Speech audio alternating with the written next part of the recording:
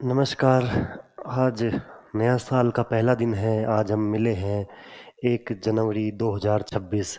जब आप लोगों ने लगभग दिसंबर या नवंबर से ही सोचने लग गए होंगे कि अगले साल का नया संकल्प क्या होगा, अगले साल की नई चीज़ क्या होगी, क्या संकल्प करके हम आएँगे। सभी चीज़ें हमारे सामने ही होती है कि हमें कैसे पढ़ना है, कितना पढ़ना है, क्या पढ़ना है, सबको पता है। बस वो दृढ़ संकल्प वाली ही बात है। तो आज आप सभी बहुत ज़्यादा मोटिवेटेड भी होंगे कि नया साल है, नया जुनून है, इस बार वैकेंसी भी है कि आरएस भी आने वाली है, एसआई भी है और भी जिसकी भी आप तैयारी करना चाहेंगे, बहुत सारे वैकेंसीज़ आएगी।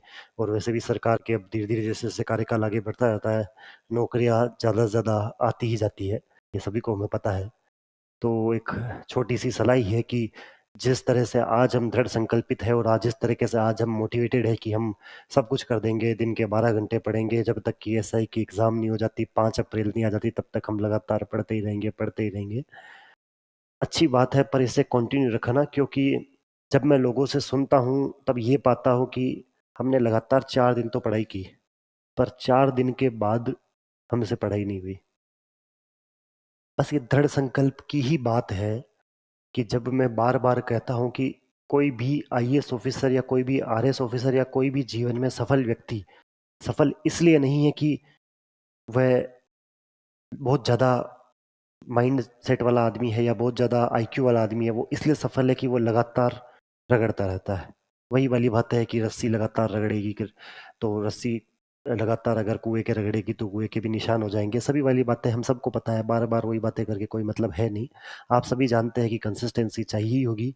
आज जिस तरह से आप दृढ़ संकल्पित हैं, ये आज आप संकल्प कर लीजिएगा कि जब तक आपका रिज़ल्ट उस पीडीएफ में ऊपर नहीं आ जाता, तब तक आप अपनी पढ़ाई से 1 दिन की भी छुट्टी नहीं लेंगे। हाँ, कुछ एक्सेप्शन चल जाते हैं, घर परिवार में या सेहत के साथ कुछ समस्याएँ हो जाती है, परंतु फिर भी कोशिश करना कि रोज़ पढ़े, इतना पढ़े कि कोई और ना पढ़ रहा हो, क्योंकि हम सभी को अपने सपने और अपने माता-पिता के सपने, दोनों के सपने पूरे करने हैं।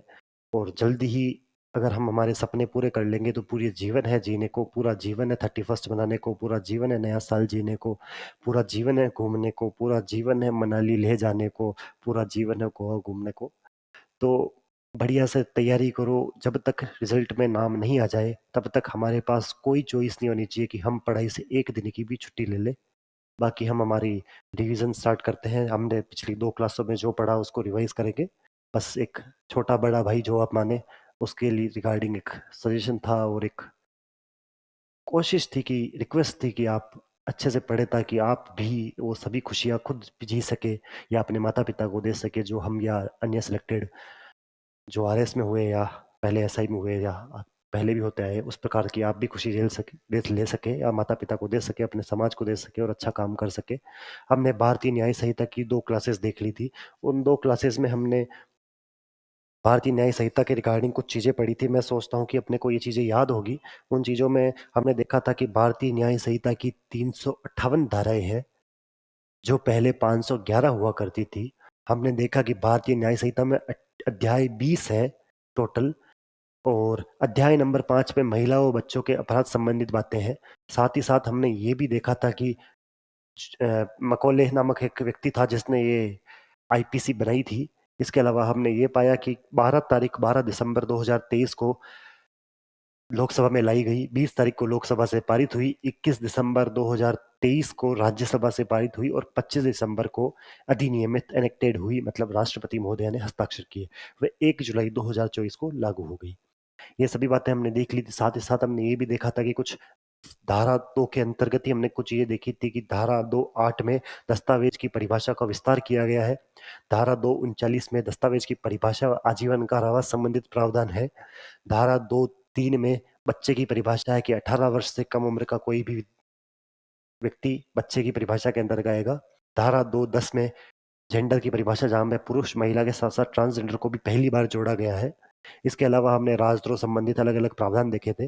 मैं पीछे स्लाइड्स चला जाता हूँ और रिपीट करता जाऊँगा। अगर आपको कुछ समझ में ना आए तो पॉज़ करके हाथों-हाथ पढ़ लेना। बाकी रिवीजन मोड फास्ट ही रहेगा थोड़ा हमारा।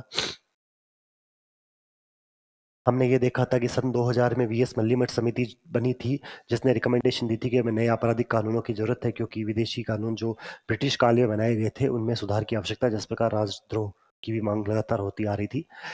तो वीएस मल्लीमठ समिति जो केरला व कर्नाटका के मुख्य न्यायाधीश थे, केरल व कर्नाटका के। इसके अलावा हमने देखा कि आईपीसी भारतीय न्याय संहिता जो अब बनी है, उसका नाम पहले आईपीसी भारतीय दंड संहिता था, जो 1860 में बनी थी। सीआरपीसी दंड प्रक्रिया संहिता जो कि 1973 में थी। और भारतीय साक्ष्य अधिनियम इंडियन एविडेंस एक्ट 1872 के थे। इनमें परिवर्तन करके हमने 2023 में सभी को नए रूप में लेके आए हैं। इसके अलावा हमने कुछ अन्य प्रावधान भी देखे थे, जहां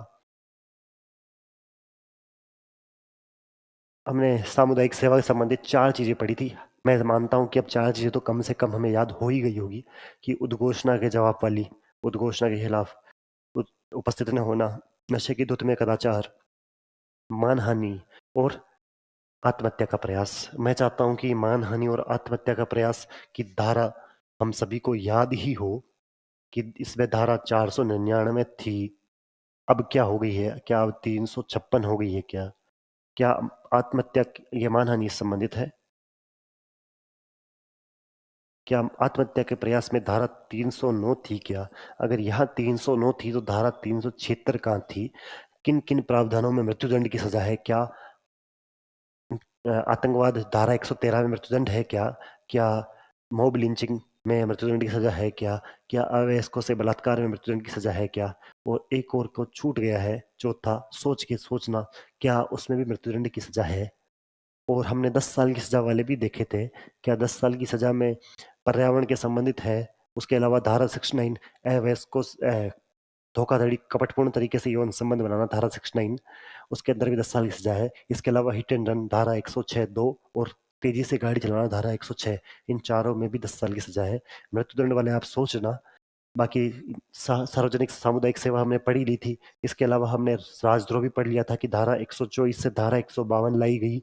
उसके अलावा इसमें घृणा, अवमानना, असंतोष जो भारत सरकार के खिलाफ कोई जताता है, चाहे वो दृश्य चित्रों के द्वारा हो, चाहे वह मौखिक हो, चाहे लिखित हो, चाहे संकेतों के द्वारा हो, सभी प्रकार से राजद्रोह माना जाएगा। इसमें हमने 3 केस पढ़े थे, 1891, 1897 और 1922। 1891 में जोगिंदर चंद्र बोस बनाम कलकत्ता सरकार वाला क्वीन विक्टोरिया था। उसके अलावा 1897 में हमने बाल गंगाधर तिलक को 1897 में जेल भेजा गया था। उसके अलावा महात्मा गांधी 1922 में यंग इंडिया अखबार में कुछ खबर प्रकाशित करने के लिए 6 साल की सजा हुई थी। इसके अलावा हमने राजद्रोह में देखा था कि अब राजद्रोह को धारा 152 से प्रतिस्थापित कर दिया गया है, जिसमें राजद्रोह शब्द की बजाय भारत की संप्रभुता, एकता और अखंडता, सोवरेनिटी, यूनिटी और इंटीग्रिटी की बात की गई है, कि भारत की सोवरेनिटी, यूनिटी और इंटीग्रिटी को जो रखेगा आरोप के, उनके हिसाब से बात की गई है। जो राजद्रोह से परिवर्तन कर दिया गया। राजद्रोह किस लिए लाया गया था उस समय? ताकि जो हमारे स्वतंत्रता सेनानी है, उनको दबाया जा सके। इसके साथ साथ ही इलेक्ट्रॉनिक माध्यम से अपराध करने हमने देख लिया कि धारा 239 और धारा 28 है। धारा 239 में दस्तावेज की वही परिभाषा है जो भारतीय नागरिक सुरक्षा संहिता 2023 में, और इंफॉर्मेशन टेक्नोलॉजी एक्ट, सूचना प्रौद्योगिकी अधिनियम 2000 में है। साथ ही साथ आजीवन कारावास के प्रावधान भी है। इसके अलावा हमने इसके बाद मानहानि संबंधित बातें देखी थी। धारा 499 में थी, पहले 2 साल की सजा थी, आज भी 2 साल की सजा है, परंतु उसके साथ साथ सामुदायिक सेवा भी जोड़ दी गई है। साथ ही मानहानि में वही लाइनें होगी जो कि हमने राजद्रोह में देखी, बस भारत सरकार की जगह यहाँ पर किसी व्यक्ति विशेष के बारे में बात की गई होगी। आत्महत्या का प्रयास हमने इतनी बार डिस्कस कर लिया है कि आत्महत्या का प्रयास क्या एक आपराधिक अपराध है क्या? पहले यह आपराधिक अपराध माना जाता था। आज के समय आत्महत्या एक आपराधिक अपराध नहीं है। ये धारा 309 के अंतर्गत है, जो आईपीसी की धारा है। साथ ही साथ आत्महत्या के प्रयास अगर कोई व्यक्ति करता है, या आत्महत्या से संबंधित कोई बात करता है, वह आपराधिक अपराध नहीं है, सिवाय एक शर्त के। वह एक शर्त है कि सरकारी कर्मचारी या राज कार्य में कोई बाधा उत्पन्न करे। हमने केरोसिन वाला उदाहरण देखा था। अगर कोई बाधा उत्पन्न करता है तो उसके लिए 1 साल की सजा है। बाकी सामुदायिक सेवा का प्रावधान भी रखा गया है। मॉब लिंचिंग, भीड़ द्वारा हत्या में हमने एक ही लाइन याद की थी, कि खून के बदले खून, मतलब इसमें मृत्युदंड का प्रावधान है। इसके बाद हमने अवयस्कों से बलात्कार देखा था, इसमें भी मृत्युदंड का प्रावधान है। अवयस्कों की धारा 376 जो कि पुरानी थी, ये सभी धाराएं पुरानी वाली है। धारा 499 हुई, धारा 124 ए हुई, धारा 309 हुई या धारा 376 हुई। ये चारों की चारों ही धारा आईपीसी भारतीय दंड संहिता की है। इसमें भी मृत्युदंड की सजा पहले कम से कम 10 साल की सजा थी, परंतु भारतीय न्याय संहिता में इसकी सजा बढ़ाकर मृत्युदंड कर दी गई है। इसके अलावा हमने आतंकवाद देखा था। मैंने कहा था आतंकवाद की परिभाषा भी पूछी जा सकती है कि आतंकवाद की परिभाषा में कौन कौन से घटक शामिल है। तो ये चाहे भारत में हो चाहे विदेश में हो, भारत में हो या विदेशी देश में हो, जो भारत की एकता, अखंडता और सुरक्षा खतरे में डालता है, जो भारत की यूनिटी, इंटीग्रिटी और सिक्योरिटी को खतरे में डालता है। धारा 113 के अंतर्गत ये बात की गई है। धारा 113, हालांकि एनसीईआरटी में हमने जिक्र भी किया था कि एक बार 111 लिखा हुआ और 2 बार धारा 113 लिखी हुई है। तो धारा 113 या में लिखा हुआ कि भारत में या विदेश में जो भारत की एकता, अखंडता व सुरक्षा को खतरे में डालने वाले काम करता है या आम जनता या उसके किसी एक हिस्से को डराने वाले कृत्य करता है, तो वह आत्महत्या, आतंकवाद के अंतर्गत आएगा। धारा 113 है। हमने इसके अलावा ये प्रोविजंस भी देखे थे कि इसमें 10 लाख रुपए के जुर्माने की बात की गई है। साथ ही साथ इसमें 10 लाख के रुपए के जुर्माने के अलावा भी बिना पेरोल पेरोल पे छोड़ा नहीं जाएगा। साथ ही साथ मृत्युदंड के प्रावधान भी है। तो अभी तक हम 3 मृत्युदंड के प्रावधान देख चुके हैं। चौथा संगठित अपराध वाला था, जो मैंने आपसे पूछा था कि चौथा कौन सा था। तो चौथा संगठित अपराध अभी आने वाला है। तो 4 मृत्युदंड और 4 में 10 साल की सजा, ये तो कम से कम याद हो ही गए होंगे आपको। आतंकवाद के अलावा अगला जब हम देखते हैं तो संगठित अपराध होते हैं। संगठित अपराध धारा 111 में लिखा हुआ है। साथ ही साथ धारा 110 व धारा 112 में छोटे संगठित अपराधों के बारे में बताया हुआ है। धारा 111 में बड़े संगठित अपराध, जिसमें एक प्रश्न पीछे भी था कि मानव तस्करी, ह्यूमन ट्रैफिकिंग, जो पीछे एनसीईआरटी के पीछे क्वेश्चन लिखा हुआ था कि मानव तस्करी एक संगठित अपराध है या नहीं है। तो मानव तस्करी एक संगठित अपराध की श्रेणी में आता है। साथ ही साथ ये परिभाषा आप देख लीजिएगा, इसके लिए मृत्युदंड का प्रावधान है। तो 4 मृत्युदंड हम देख चुके हैं। एक हो गया हमारा धारा 113 मतलब आतंकवाद, एक हो गया हमारा धारा 111 मतलब संगठित अपराध, एक हो गया हमारा अवयस्कों से बलात्कार धारा 309 पुरानी वाली, एक हमारा हो गया अवयस्कों से बलात्कार, संगठित अपराध, आतंकवाद, और एक और छूट गया है। इसके अलावा 10 साल की सजा में भी हमारे कौन कौन से थे, तो पर्यावरण संबंधित, इसके अलावा कपटपूर्ण तरीके से यौन संबंध बनाना, हिट एंड रन और तेजी से गाड़ी चलाना। ये 4 में 10 साल की सजा है, इन चारों में मृत्युदंड की सजा है। इसके बाद हम जब संगठित अपराध की लाइंस पढ़ते हैं तो संगठित अपराध में बातें कि अपहरण करना, डकैती करना, वाहन चोरी करना, जबरन वसूली, भूमि हड़पना, अनुबंध हत्या, ये सभी नाम पढ़ लेने हैं, क्योंकि इनमें से पूछ सकता है कि निम्न में से कौन सा संगठित अपराध है या निम्न में से कौन सा संगठित अपराध नहीं है। तो हमें पता होना चाहिए कि कौन कौन सा संगठित अपराध है, कि अनलॉफुल एक्टिविटी जैसे किडनैपिंग करना, रोबरी करना, व्हीकल थेफ्ट करना, extortion, land grabbing, contract killing, economic offence हमने डिस्कस भी किए थे।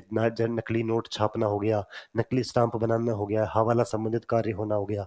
या इसके अलावा हमने वो पुष्पा का उदाहरण देके सिंडिकेट संबंधित बातें भी की थी कि सिंडिकेट के संबंधित कोई लोग अगर हिंसा करते हैं तो मानव तस्करी हो गई, सेवाओं की तस्करी हो गई, ड्रग्स की तस्करी हो गई। ये सभी चीजें भी याद होनी चाहिए कि इन सभी की तस्करी भी संगठित अपराध धारा 111 के अंतर्गत आती है, जिसमें अधिकतम मृत्युदंड का प्रावधान है। ये छोटे संगठित अपराध धारा 110 के साथ साथ धारा 112 में भी कहा गया है। जो छोटे संगठित अपराध मतलब नेचर में इनका छोटा होगा, छोटा क्रिमिनल ऑफेंस होगा, उसके लिए 1 वर्ष के कारावास की सजा दी जाएगी, जो 7 वर्ष तक बढ़ सकती है। तो 1 से 7 वर्ष के कारावास की बात धारा 110, तो धारा 110 व धारा 112 छोटे संगठित अपराध में कर रखी है। इसके अलावा घृणास्पद भाषण के हमने 3 धाराएं देखी थी। जो पुरानी वाली थी धारा 153 है, धारा 295 है, धारा 505। परंतु इन तीनों धारा में सिर्फ घृणास्पद भाषण के आसपास की बातें जिक्र की गई थी, घृणास्पद भाषण को कहीं परिभाषित नहीं कर रखा था। तो घृणास्पद भाषण को भारतीय न्याय संहिता में परिभाषित करने का काम किया गया। साथ ही साथ इसके दंड का जो प्रावधान है उसे 3 साल के दंड के का प्रावधान भी किया गया है। इसके अलावा पर्यावरण प्रदूषण और एक और है कपटपूर्ण तरीके से यौन संबंध बनाना। दोनों में ही 10 साल की सजा का प्रावधान है। कपटपूर्ण तरीके से यौन संबंध बनाना धारा 69 के अंतर्गत आता है, जिसमें यह कहा गया है कि कोई भी शादी का झूठा झांसा देके या नौकरी का झांसा देके या पदोन्नति की बात करके अगर किसी के साथ यौन संबंध बनाता है तो वह कपटपूर्ण तरीके से यौन संबंध बनाता है तो उसे 10 साल की सजा का प्रावधान है। इसके अलावा हमने ये देखा था कि भारतीय दंड संहिता से भारतीय न्याय संहिता नाम क्यों किया गया। न्याय इसलिए किया था क्योंकि सामाजिक न्याय का द्योतक है, ये प्रतिशोधात्मक से सुधारात्मक की तरफ एक पहुंच है, ये प्रतिरोधात्मक नहीं है। सामुदायिक सेवा हम बात हमने बातें कर ली है सारी ये। आपने ये देखा था कि चल संपत्ति में हर प्रकार की संपत्ति शामिल है, मतलब उसमें पेटेंट, कॉपीराइट, ट्रेडमार्क, लोगो सभी चीजें चल संपत्ति के अंतर्गत ही आएगी। अवयस्कों को बच्चों से प्रतिस्थापित कर दिया गया है और ट्रांसजेंडर संबंधित बातें भी हमने देख ही ली थी। एक पृथक अपराध के रूप में छीना झपटी जो धारा 304 में है, पहले चोरी के अंतर्गत थी सब, छीना झपटी, छीनना, कम रुपए की चोरी, ज्यादा रुपए की चोरी संबंधित सभी चीजें पहले सिर्फ एक आर्टिकल में ही थी। अब पृथक अपराध के रूप में चेन स्नैचिंग वगैरह की कोई बातें आई तो वो पृथक अपराध के रूप में छीना झपटी में मान ली गई है। इसके अलावा कुछ प्रावधानों को हटाया गया। हमने कल भी चर्चा की थी कि एडल्ट्री, व्यभिचार को हटाया गया। इसके अलावा आत्महत्या का प्रयास को हटाया गया और एक अप्राकृतिक अपराध section 377 unnatural offences, adultery, attempt to commit suicide. इसके अलावा हिट एंड रन के मामले भी हमने देखे थे कि धारा 106(2) के अंतर्गत कोई किसी की मृत्यु का कारण बनता है और बिना मजिस्ट्रेट को या फिर पुलिस को सूचना दिए बिना वहां से फरार हो जाता है तो हिट एंड रन के अंतर्गत उसे 10 साल की सजा होगी। हमने इसके साथ साथ किसी बच्चे को धंधे पर लगाने के लिए धारा 95 में देखी थी, इसमें 10 साल की सजा, 7 से 10 साल की सजा का प्रावधान था। राजद्रोह संबंधित बातें हो चुकी है। जीरो एफआईआर आखिरी कॉन्सेप्ट हमने जो कल पढ़ा था कि धारा 173 के अंतर्गत जीरो एफआईआर है जो सिर्फ संज्ञेय अपराधों के लिए किसी भी पुलिस थाने में रिकॉर्ड दर्ज की जा सकती है जहां पुलिस की तुरंत हस्तक्षेप की आवश्यकता हो। याद रखिएगा सिर्फ संज्ञेय अपराध का नामक शब्द ही यूज किया गया है। संज्ञेय अपराध असंज्ञेय क्या होते हैं हम आगे जरूर पढ़ेंगे इनको। धारा 173 याद होनी चाहिए, 173 सेक्शन याद होना चाहिए हमें राज जीरो एफआईआर के अंतर्गत। इसके अलावा हमने एक ऐप का नाम पढ़ा था, एनसीआरबी संकलन ऑफ क्रिमिनल लॉज, और ये एफआईआर पोर्टल और पुलिस की वेबसाइट देखी थी जहां हम हमारा केस दर्ज करा सकते हैं।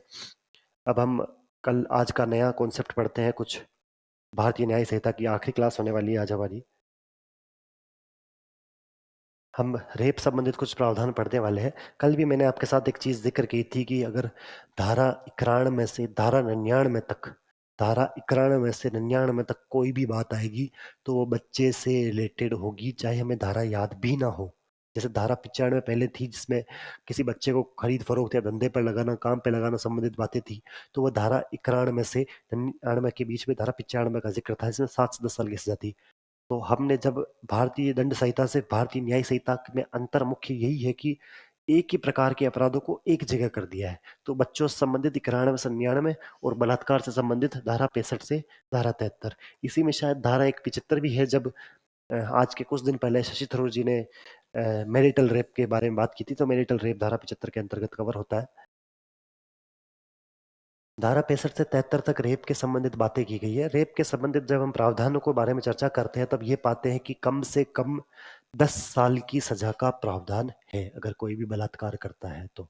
परंतु इसमें भी एक शर्त है, क्योंकि हमने पहले अवयस्कों से बलात्कार पढ़ा था, तो 18 वर्ष से कम उम्र के किसी भी व्यक्ति के साथ, किसी भी महिला के साथ अगर गैंग रेप किया जाए या फिर बार बार अपराध किया जाए तो उसे मृत्युदंड की सजा होगी।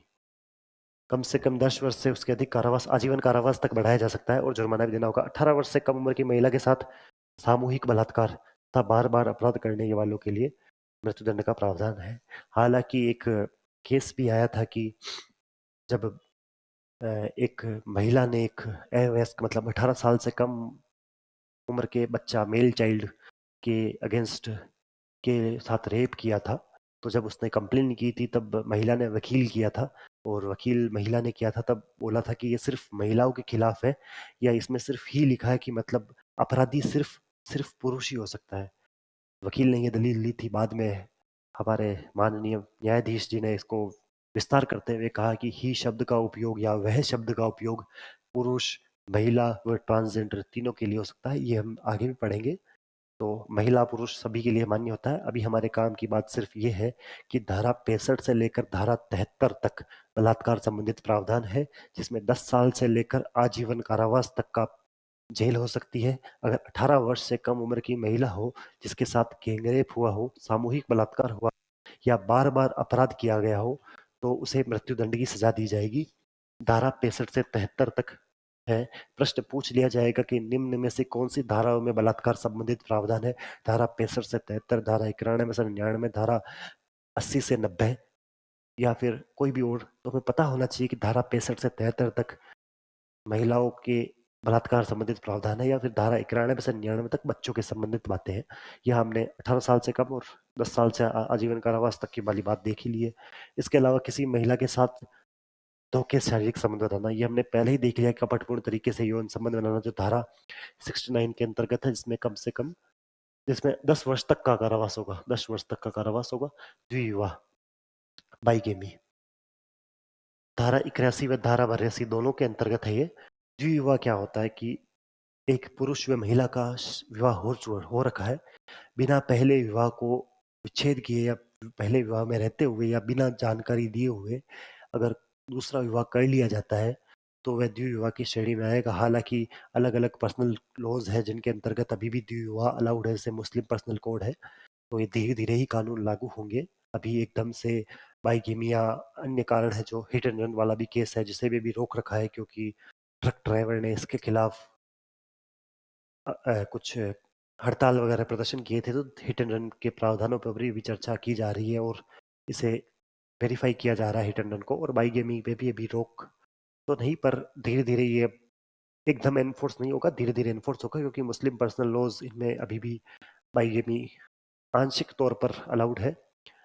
और इसके अलावा जब हम देखते हैं कि यूसीसी इसीलिए लाया जा रहा है क्योंकि हमारे जो भारतीय सरकार है उसकी एक अप्रोच है कि one nation one election, one nation one flag, one nation one constitution, one nation one law. मतलब one nation one flag, Kashmir में झंडा अलग था, कश्मीर में संविधान अलग था, तो धारा 370 हटाई गई, 370 हटाई गई और वन नेशन वन फ्लैग हो गया, वन नेशन वन कॉन्स्टिट्यूशन हो गया, वन नेशन वन इलेक्शन की बात चली रही है, one nation one civil laws या one UCC uniform civil code लाया जाए, इसीलिए लाया जा रहा ताकि महिला चाहे किसी भी धर्म की हो, चाहे किसी भी जाति की हो, सभी महिलाओं के लिए सेम अधिकार हो। ये एक मेन थीम लाइन है यूसीसी की जो आर्टिकल नंबर 44 अनुच्छेद 44 में हम देखते भी है। हालांकि हमारे यहाँ काम की बात इतनी सी है कि बाईगेमी के लिए धारा 81 व धारा 82 में दिखा रखा है जिसमें कम से कम 7 साल व 7 से 10 साल तक का जेल का प्रावधान है। वैसे तो द्विविवाह हमने पहले बलात्कार संबंधित देखा ही था कि धारा 65 से 73 में 10 साल से आजीवन कारावास तक की सजा है। अगर 18 वर्ष से कम उम्र की महिला हो उसके साथ अगर सामूहिक बलात्कार किया जाए या फिर बार बार अपराध किया जाए, बार बार रेप किया जाए तो उसे मृत्युदंड की सजा के अंतर्गत डाला जाएगा। ये भारत के बाहर के अपराधों का भारत में दुष्प्रेरण, भारत में अपराधों का भारत के बाहर दुष्प्रेरण, जो कोई किसी अपराध का दुष्प्रेरण करता है यदि दुष्प्रेरित कार्य दुष्प्रेरण के परिणाम स्वरूप किया जाता है। ये बहुत सारी बड़ी बड़ी लाइन लिखी है, बेटमेंट इधर लिखा है, ये हम पढ़ेंगे, आप पढ़ के भी देख लीजिएगा, ज्यादा कुछ समझ में आएगा नहीं। हकीकत ये बात तो ऐसी है कि भारत में कोई अपराध किया गया हो, उसका किसी ने भारत में, जैसे कि बांग्लादेश में कुछ अपराध चल रहे हैं, उससे हम यहाँ के किसी लोगों को बुरी तरीके से ट्रीट करें या फिर हमारे जो कुछ खालिस्तानी समर्थक कनाडा में भी रहते हैं उस संबंधित भारत के बाहर कोई अपराध हुआ तो भारत के बाहर उसकी दुष्प्रेरणा की जाए, अबेटमेंट किया जाए, इस संबंधित सभी बातें धारा 47, धारा 48, धारा 49 में है। एक शॉर्ट टर्मिनोलॉजी में बता देता हूँ क्योंकि ये पीछे लिखी हुई भाषा में समझ में आएगी नहीं। कभी भी दुष्प्रेरण या अबेटमेंट शब्द का उपयोग किया जाए तो धारा 47, धारा 48 और धारा 49 हमें याद होनी चाहिए। धारा 47, धारा 48 और धारा 49 दुष्प्रेरण संबंधित। द्विविवाह बाईगेमी धारा 81 और धारा 82 में वर्णित ही है। 7 से 10 साल की सजा का प्रावधान इसमें भी है। बलवा करना, बलवा करना क्या होता है? जब हम पीछे अखबार में देखेंगे तो धारा 144 को परिवर्तन करके धारा 189 भी लाई गई है। उसमें आंशिक कुछ पार्ट है। हालांकि बलवा करना या राइट करना, अगर बलवा करेंगे तो हम हिंदी में तो समझ ही नहीं पाएंगे कि बलवा करना होता क्या है। बलवा करना कुछ नहीं, कोई हमने वो हड़ताल प्रदर्शन कर रहे हैं जिसमें धारदार हथियारों का या ऐसे ऐसी सब्सटेंस का जैसे हथियार के तौर पर यूज लिया, जैसे बियर की बोतल होती है, हमने कितनी मूवीज में देखा है कि उसे फोड़ कर उसे भी हथियार के तौर पर यूज किया जा सकता है। चाकू हो गया या फिर तलवारें हो गई या फिर जंजीरें हो गई, जिन्हें हवा में लहराया जा रहा है या प्रदर्शन किया जा रहा है, तो वह सभी राइट या फिर बलवा करने के श्रेणी में आएंगे। जो कोई भी व्यक्ति घातक हथियार या किसी ऐसी चीज से लैस होकर दंगा करने के दोषी पाया जाता है जिसका उपयोग अपराध के हथियार के रूप में करने से मृत्यु होने की संभावना हो, तो उसे किसी एक अवधि के लिए कारावास जिसे 5 वर्ष तक बढ़ाया जा सकता है। मतलब बलवा करने से संबंधित प्रावधान है 5 वर्ष का कारावास। हमारे काम की बात इतनी होती है कि हमें धारा याद रखनी होती है, दंड याद रखना होता है। बाकी प्रभु इच्छा, आरपीएससी है, कुछ भी पूछ सकती है। पर एक बेसिक बेसिक बात होती है कि हम आईपीसी या फिर सीआरपीसी या फिर भारतीय आईपीसी सीआरपीसी में जो परिवर्तन आया, भारतीय न्याय संहिता, भारतीय साक्ष्य अधिनियम या फिर दंड प्रक्रिया संहिता को पूरी तरीके से पढ़ नहीं सकते, क्योंकि ये काफी ज्यादा बड़ी, अगर हम इसे देखें भी तो कि अगर इसे में देखने का प्रयास भी करें तो गूगल खोलना इसमें देखने का प्रयास भी करें तो काफी ज्यादा बड़ी सी हो जाती है ये भारतीय न्याय संहिता। लगभग लगभग 150 पेज, जो कि बिल्कुल छोटी छोटी लाइनों में लिखा और काफी क्लिष्ट तरीके से लिखा हुआ है, जिससे कि पढ़ना और याद करना बिल्कुल ऐसा काम हो जाता है जो कि बहुत ज्यादा मुश्किल कार्य हो। तो वो काम करना थोड़ा सा जटिल प्रक्रिया हो जाती है। जितना हम पढ़ नहीं रहे उतना तो सिर्फ भारतीय न्याय संहिता या फिर दंड प्रक्रिया संहिता, जो कि भारतीय नागरिक सुरक्षा संहिता आई है, वही इतनी बड़ी हो जाती है, तो उन्हें पूरी तरीके से सही तरीके से याद रखना मुश्किल हो जाता है। इसलिए हम सिर्फ एनसीईआरटी या फिर मिनिस्ट्री ऑफ होम अफेयर्स में दिए गए कुछ चीजें ही पढ़ रहे हैं। सब पढ़ भी नहीं सकते, पर ऐसी बात है कि शायद इसी में से सभी क्वेश्चन आ जाए हमारे हमारे पीछे भारतीय न्याय संहिता की ओरिजिनल पीडीएफ है, जिसमें सभी प्रकार के आर्टिकल्स व सभी प्रकार की चीज़ें लिखी हुई है। इसे पढ़ना या फिर इसे याद करना काफ़ी क्लिष्ट हो जाता है, क्योंकि सभी चीज़ें इस प्रकार से कुछ क्लिष्ट भाषा में लिखी हुई है जिसे हूबहू याद करना और रटना काफ़ी ज़्यादा मुश्किल है और पढ़ा भी नहीं जा सकता। जैसे कि अभी हम अगर धाराएं पढ़ रहे थे, तो हमने अभी धारा 69 के बारे में ही चर्चा की थी कि ये धारा 69 अगर आपको दिख रही हो तो ठीक है, बाकी आप देख सकते हैं कि धारा 69 के बारे में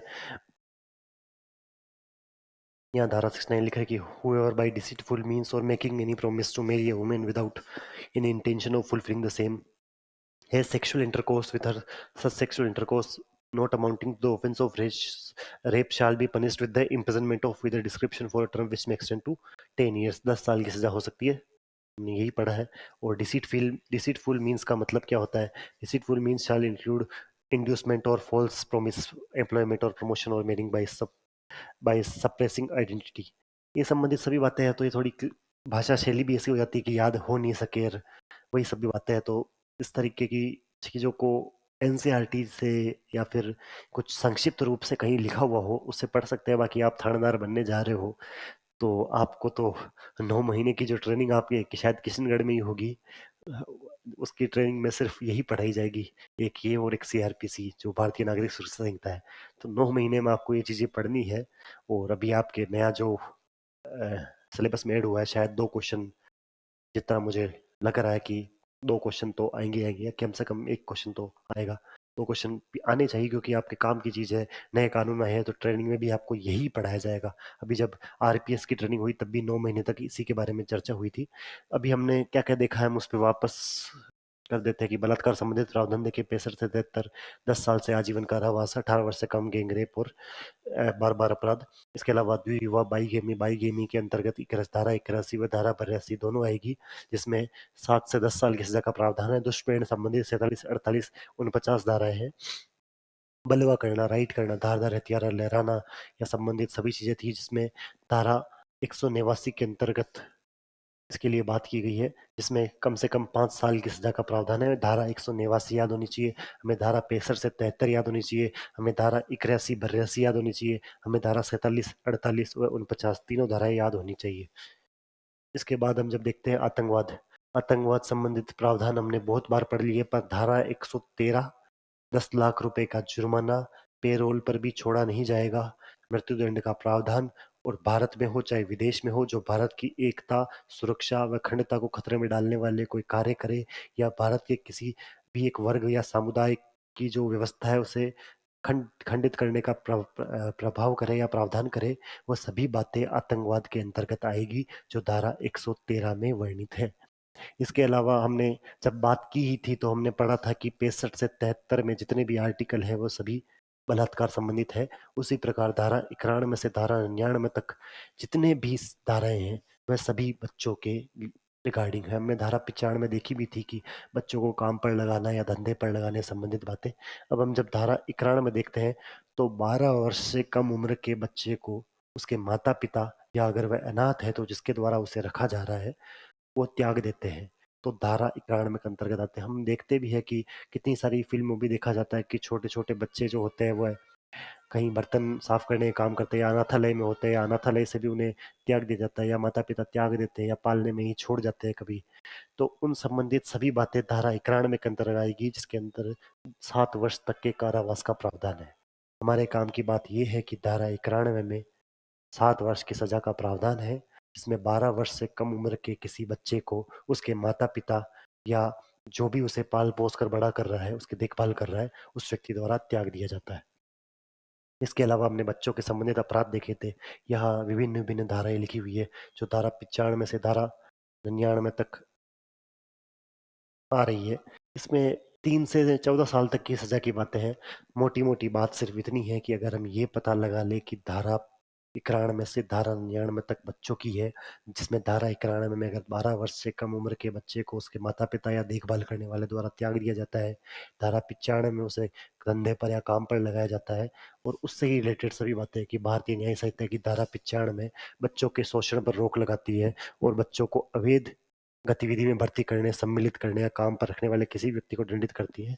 इसके लिए अलग अलग प्रकार की जेल के प्रावधान है।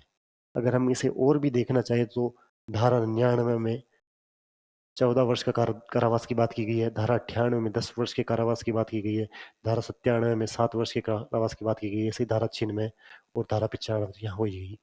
पर सभी धाराएं याद करने से अच्छा है कि ये याद रख लेगी, जैसे जैसे धाराएं बढ़ती जाएगी, कारावास की अवधि बढ़ती जाएगी, धारा 99 में 14 वर्ष का कारावास आ जाएगा। काम की बात इतनी है कि धारा 95 में क्या कहा गया है, धारा 91 में क्या कहा गया है, धारा 65 से 73 तक बलात्कार संबंधित प्रावधानों में क्या कहा गया है, किसमें मृत्युदंड की सजा है और किसमें 10 वर्ष से आजीवन कारावास की सजा है, द्विविवाह में 7 से 10 साल की सजा है क्या, क्या धारा 81 व धारा 82 द्विविवाह में आ रही है क्या। इसके अलावा हमने दुष्प्रेरण संबंधित बात भी देखी थी, जो धारा 47, धारा 48, धारा 49 में थी। धारा 113 में आतंकवाद संबंधित कृत्य है। इसके अलावा भारत सरकार के साथ शांति स्थापित करने वाले या भारत सरकार के जो साथ शांति स्थापित करने वाले किसी विदेशी सरकार के विरुद्ध युद्ध छेड़ना, जैसे कि हम जानते हैं कि रूस या पहले यूएसएसआर कहा जाता था, जो हमारा बहुत अच्छा मित्रवत देश है, जिसके साथ हमारी काफ़ी अच्छी मित्रता है और लगातार रही है। 1971 के युद्ध में जब संकट के बादल गहरा रहे थे या मंडरा रहे थे, तब यूएसएसआर ने हमारा साथ दिया था। तो भारत सरकार के साथ शांति स्थापित करने वाले देश में आता है यूएसएसआर। या हम देखें तो कनाडा से आप बेहतर, या कनाडा या ऑस्ट्रेलिया से आप बेहतर समझ पाएंगे कि जिस प्रकार कनाडा में जब ट्रूडो की सरकार थी तब भारत के खिलाफ कुछ विरोधी बयान दिए जा रहे थे, या फिर हमारे जो खालिस्तानी समर्थक हैं जो कनाडा में रहते हैं, यदि हम भारत कनाडा शांति स्थापित करने का प्रयास कर रहे हो और शांति स्थापित करने का प्रयास कर ही रहे हैं, उनके खिलाफ अगर कोई युद्ध छेड़ दिया जाए, यहाँ युद्ध छेड़ने का मतलब सिर्फ ये नहीं है कि हम उनके खिलाफ युद्ध उसी वे में छेड़े। युद्ध इस वजह से भी हो सकता है कि जैसे हमारे कृषि नीति आई थी या एग्रीकल्चर पॉलिसी आई थी जो 2020 में आई थी, 3 एग्रीकल्चर या कृषि से रिलेटेड बिल आए थे, 3 बिल, उनके खिलाफ पूरे देश भर में या पूरे विश्व भर में व्यापक विरोध हुआ था। उससे रिलेटेड भी बात हो सकती है कि युद्ध छेड़ने का प्रयास प्रयास किया जाए या उग्र होकर आंदोलन किया जाए, जो भारत सरकार की नीतियों का या फिर किसी विदेशी नीतियों का विरोध यहाँ पे किया जाए। वही संबंधित सभी बातें हैं कि आजीवन कारावास दंड से जुर्माना जोड़ा जाएगा, जिसमें किसी प्रकार कारावास की अवधि 7 वर्ष से, ये संबंधित सभी जुर्माने संबंधित बातें हैं जो धारा 151 में की गई है। धारा 151 याद करने की एक और तरीका है कि जब हम देखते हैं तब मैं आपसे एक सवाल पूछता हूँ कि अनुच्छेद 51, आर्टिकल 51 जो भारतीय संविधान में है, उसमें किस प्रकार की बातें की गई है। वही बातें की गई है कि भारत किसी एक विदेशी देश के साथ, या फिर भारत फॉरेन पॉलिसी ऐसी बनाएगा, या भारत जो भी हमारे विश्व में एक शांति स्थापित करने का प्रयास करेगा, या फिर जिस भी ऑर्गेनाइजेशन में, जैसे G20 हुआ, यूनाइटेड नेशन हुआ, इनके जो भी एग्रीमेंट्स होंगे इनकी पालना करेगा, वही संबंधित सभी बातें। उसी प्रकार ऐसे याद रख सकते हैं कि 51+100 151 में भारत सरकार के साथ शांति स्थापित करने वाले किसी भी विदेशी सरकार के विरुद्ध युद्ध छेड़ने के संबंधित प्रावधान है, जिसमें आजीवन कारावास तक के प्रावधान है। उसके अलावा अलग अलग प्रकार की चीजें, 7 वर्ष तक की भी अवधि हो सकती है, पर हमने देखा कि भारत सरकार के खिलाफ युद्ध छेड़ने वाली धारा 151 है।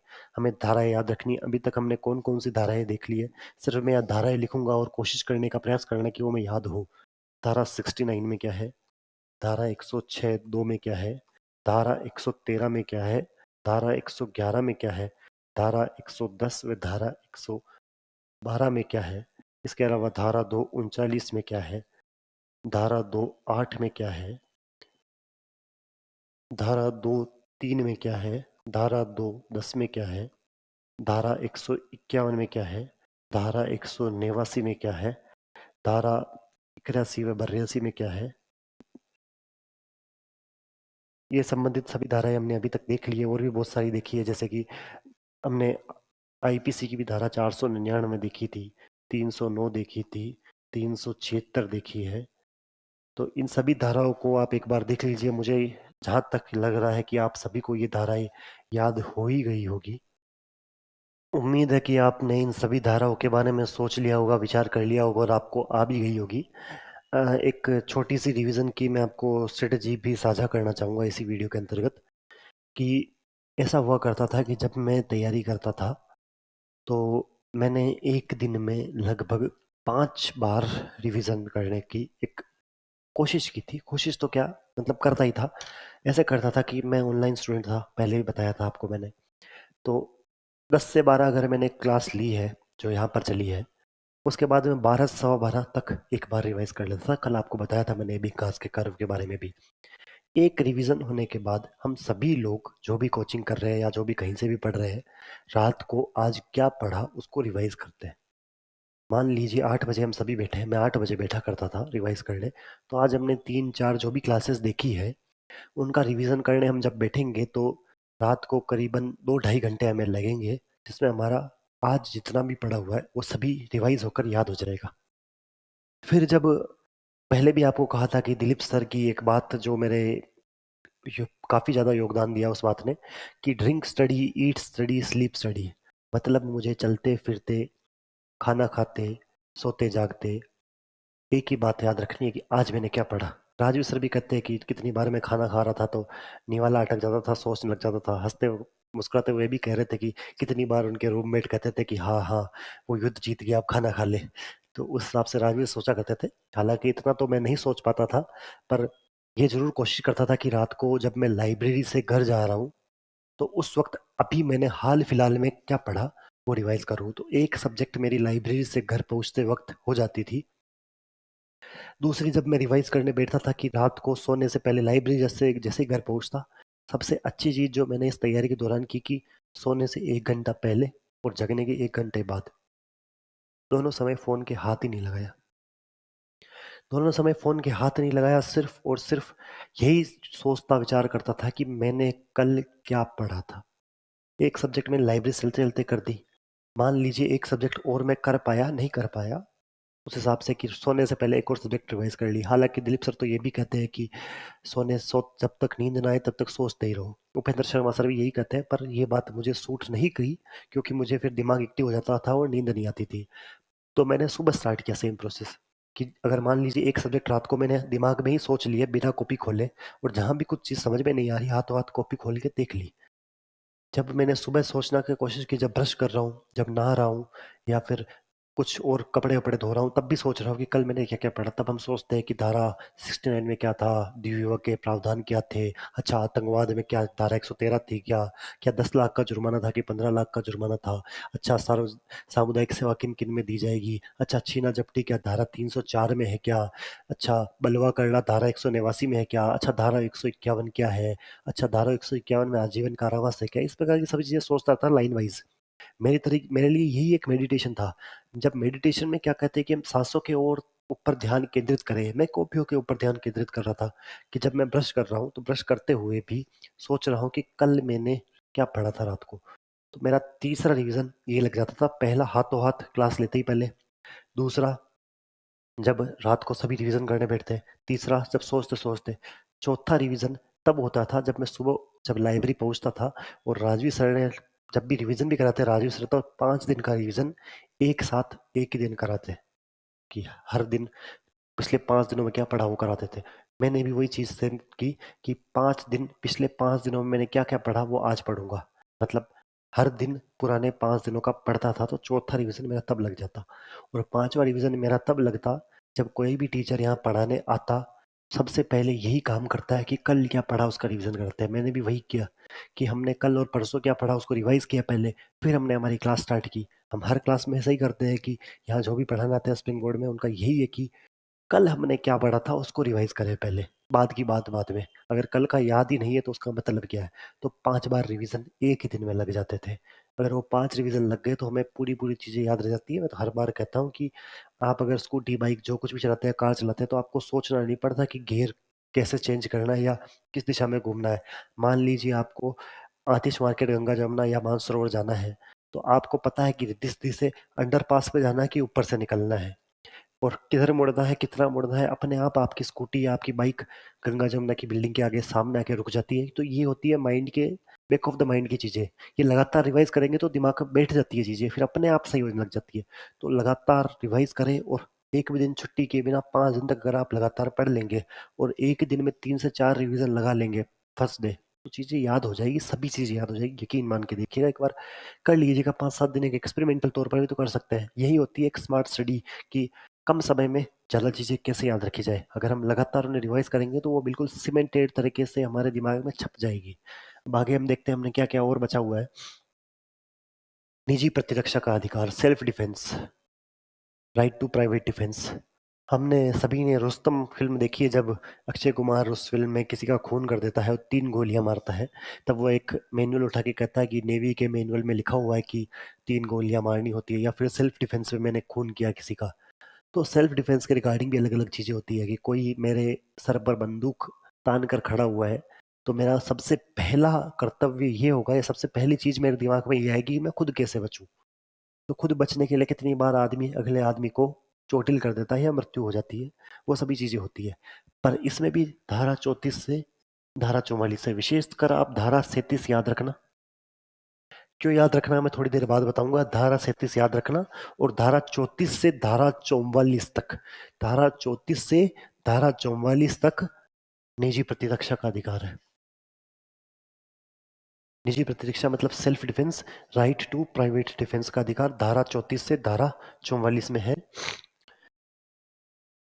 यही बात है कि इतनी सारी धाराएं क्यों, क्योंकि जरूरी तो नहीं ना कि किसी व्यक्ति की मृत्यु हो, कि अगर सेल्फ डिफेंस हमने किसी को मारा है वो मरा नहीं, या फिर चोटिल हो गया, गंभीर रूप से चोटिल हो गया, क्या पता सामने जो बंदूक डाल के खड़ा हुआ आदमी पुलिस वाला हो।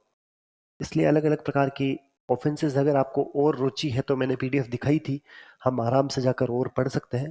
पर बेयर मिनिमम चीजें हैं जो एनसीईआरटी या मिनिस्ट्री ऑफ होम अफेयर्स की साइट पे सरफेस लेवल पे उपलब्ध है, वो तो हमें कम से कम याद होनी चाहिए। तो निजी प्रतिरक्षा का अधिकार या राइट टू प्राइवेट डिफेंस धारा 34 से धारा 44 के अंतर्गत आता है, जिसमें निजी बचाव के अधिकारों की बात की गई है, हमें ये याद रखना है। और तेज और लापरवाही से गाड़ी चलाना धारा 106 में है, 10 साल की सजा का प्रावधान, ये हमने पहले ही देख लिया। जब हम हिट एंड रन का मामला देख रहे थे, धारा 106(2) देख रहे थे, तभी हमने तेजी से गाड़ी चलाने के प्रावधान भी देख लिए थे जो धारा 106 के अंतर्गत आते हैं। संगठित अपराध धारा 111 में हम बहुत बार देख चुके हैं। तो अभी तक हमने जो जो चीजें देखी एक बार रिवाइज कर लेते हैं। अभी तक हमने देखा था बलात्कार संबंधित प्रावधान जो धारा 65 से धारा 73 तक है, जिसके लिए कम से कम 10 साल की सजा व आजीवन कारावास तक की सजा हो सकती है। परंतु एक शर्त है कि अगर 18 वर्ष से कम उम्र की महिला हो, जिसके साथ गैंगरेप हुआ हो या बार बार रेप हुआ या बार बार अपराध हुआ हो, तो उसके लिए मृत्युदंड का प्रावधान है, धारा 65 से धारा 73 तक। इसके अलावा किसी महिला के साथ शारीरिक संबंध बनाना, कपटपूर्ण तरीके से यौन संबंध बनाना धारा 69 में है, जिसके लिए 10 साल की सजा है। बाईगेमी, द्विविवाह, धारा 81 व धारा 82 दोनों में है। इसके लिए 7 से 10 साल की सजा का प्रावधान है बाईगेमी के अंतर्गत।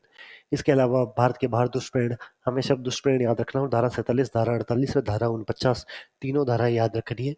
इसके अलावा बलवा करना, राइट, बलवा करना भी हमने देखा ही था कि धारदार हथियार लहराना या ऐसे कार्य करना जो धारा 189 के अंतर्गत आते हैं, जिसके अंतर्गत विभिन्न विभिन्न प्रकार के अपराध है जो 5 वर्ष तक के कारावास तक चलते हैं। धारा 189 के अंतर्गत बलवा करना आता है। आतंकवाद हमने देख ही लिया है, वैसे ही धारा 189 है। 12 वर्ष से कम आयु के बच्चे को उसके माता पिता या उसके देखभाल करने वाले व्यक्ति द्वारा त्याग दिया जाता है तो 7 वर्ष तक का कारावास है, जो धारा 91 के अंतर्गत वर्णित है। इसके अलावा भी हमने देखा कि बच्चों संबंधित अलग अलग प्रकार के प्रावधान जो धारा 91 से धारा 99 तक चलते हैं। धारा 99 में 14 वर्ष की सजा है, धारा 98 में 10 वर्ष की सजा है। इसी प्रकार से अलग अलग धाराएं जो बच्चों के प्रति अपराध के बारे में बताती है। सेक्शन 96 से 99 तक अलग अलग धारा, सेक्शन 95 अलग है, ये अलग है, इस प्रकार की चीजें हैं।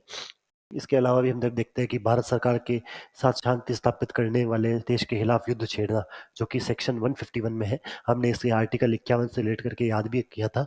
इसके लिए आजीवन कारावास संबंधित प्रावधान भी है, और एक अलग केसेस में 7 साल तक के सजा भी हो सकती है।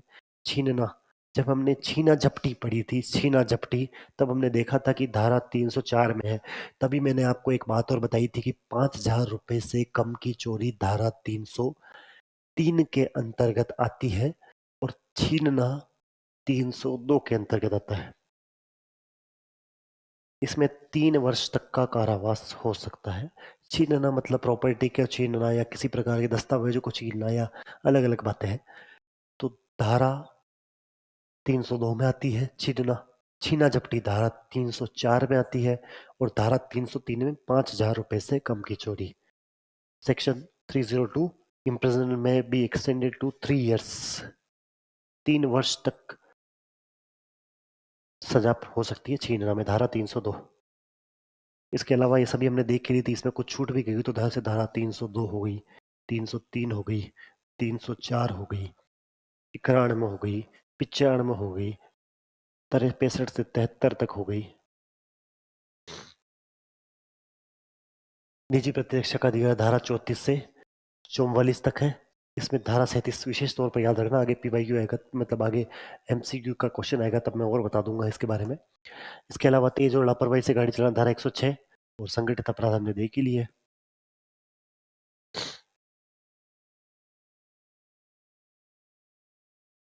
अब अटेंटिवली होकर कुछ चीज याद करने की कोशिश करते हैं हम,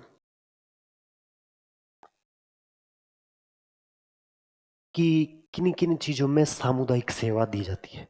अभी तक हमने 4 ऐसी चीजें देखी थी जहाँ सामुदायिक सेवा थी। एक उद्घोषणा के जवाब में उपस्थित न होना, एक आत्महत्या का प्रयास, एक मानहानि, और एक हमने देखा था नशे की धुत में कुछ कार्य करना वो संबंधित। तो हम यहाँ पर जितने भी सामुदायिक सेवा वाले प्रावधान है वो सभी देखेंगे, साथ साथ उनकी धाराएं भी याद करेंगे।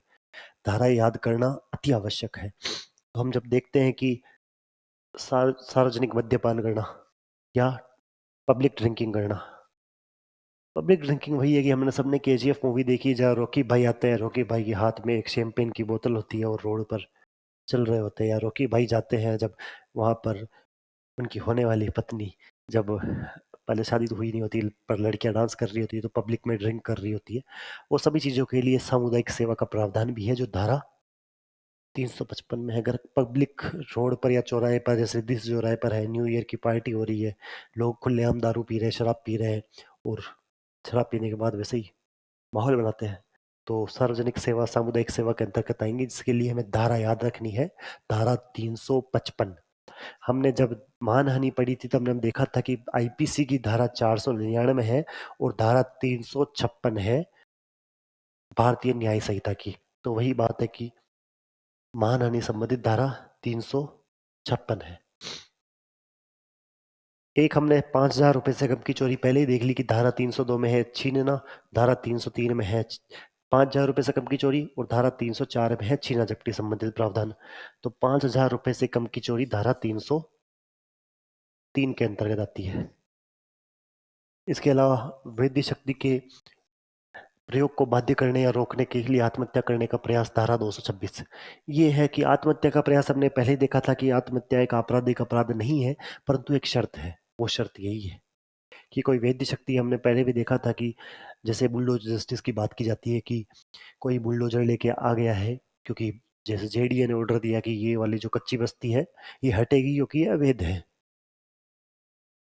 जब जेडीए आई है और बुलडोजर लेके आई है, कच्ची बस्ती को हटाने का प्रयास किया जा रहा, तो कोई आत्महत्या का प्रयास करता है कि अगर हमारी कच्ची बस्ती को हाथ लगाया गया या हमारे मकानों को हाथ लगाया गया या हमारे टेंट को हाथ लगाया गया तो मैं खुद को आग लगा लूंगी, आग लगा लूंगा।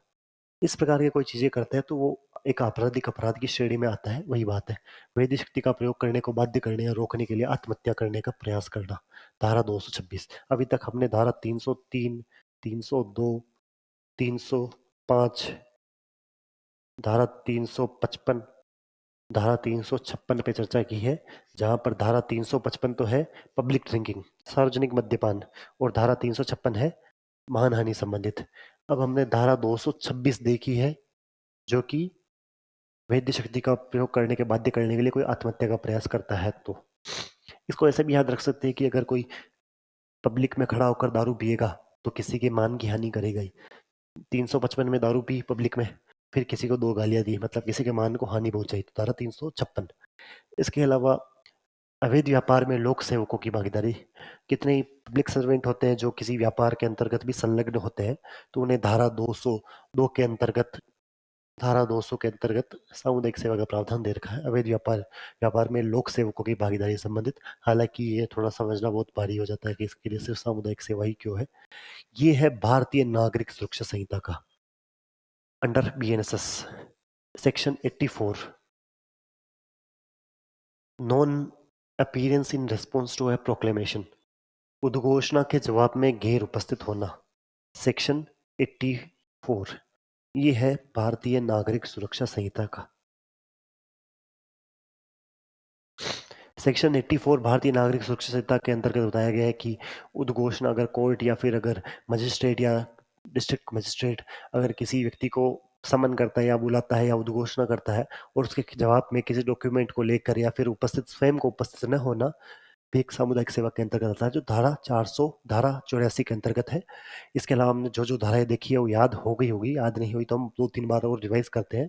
मैं आपसे पूछता हूँ, दिमाग में सोचने की कोशिश करना कि हमें याद हुई है या नहीं हुई है।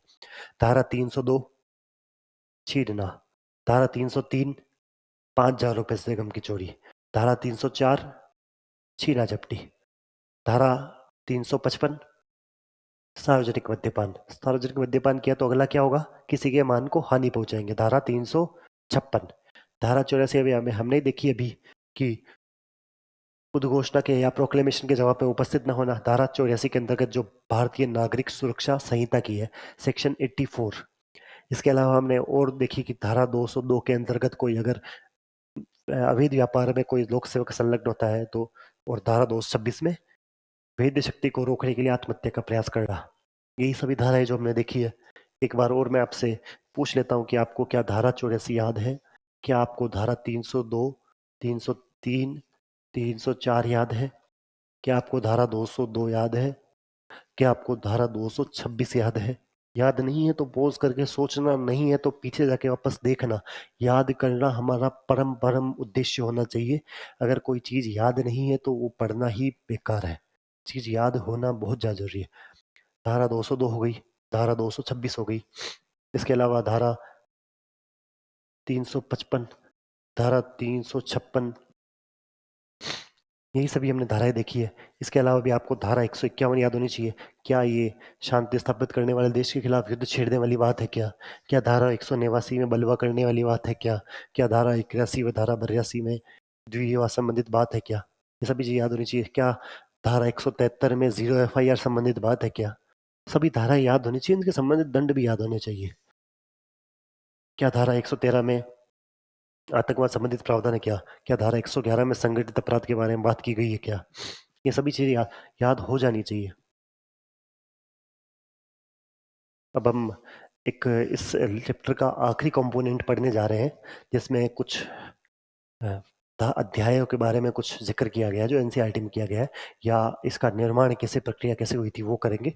फिर हम क्वेश्चंस करके रिवाइज करके भारतीय न्याय संहिता हमारी याद समाप्त हो जाएगी।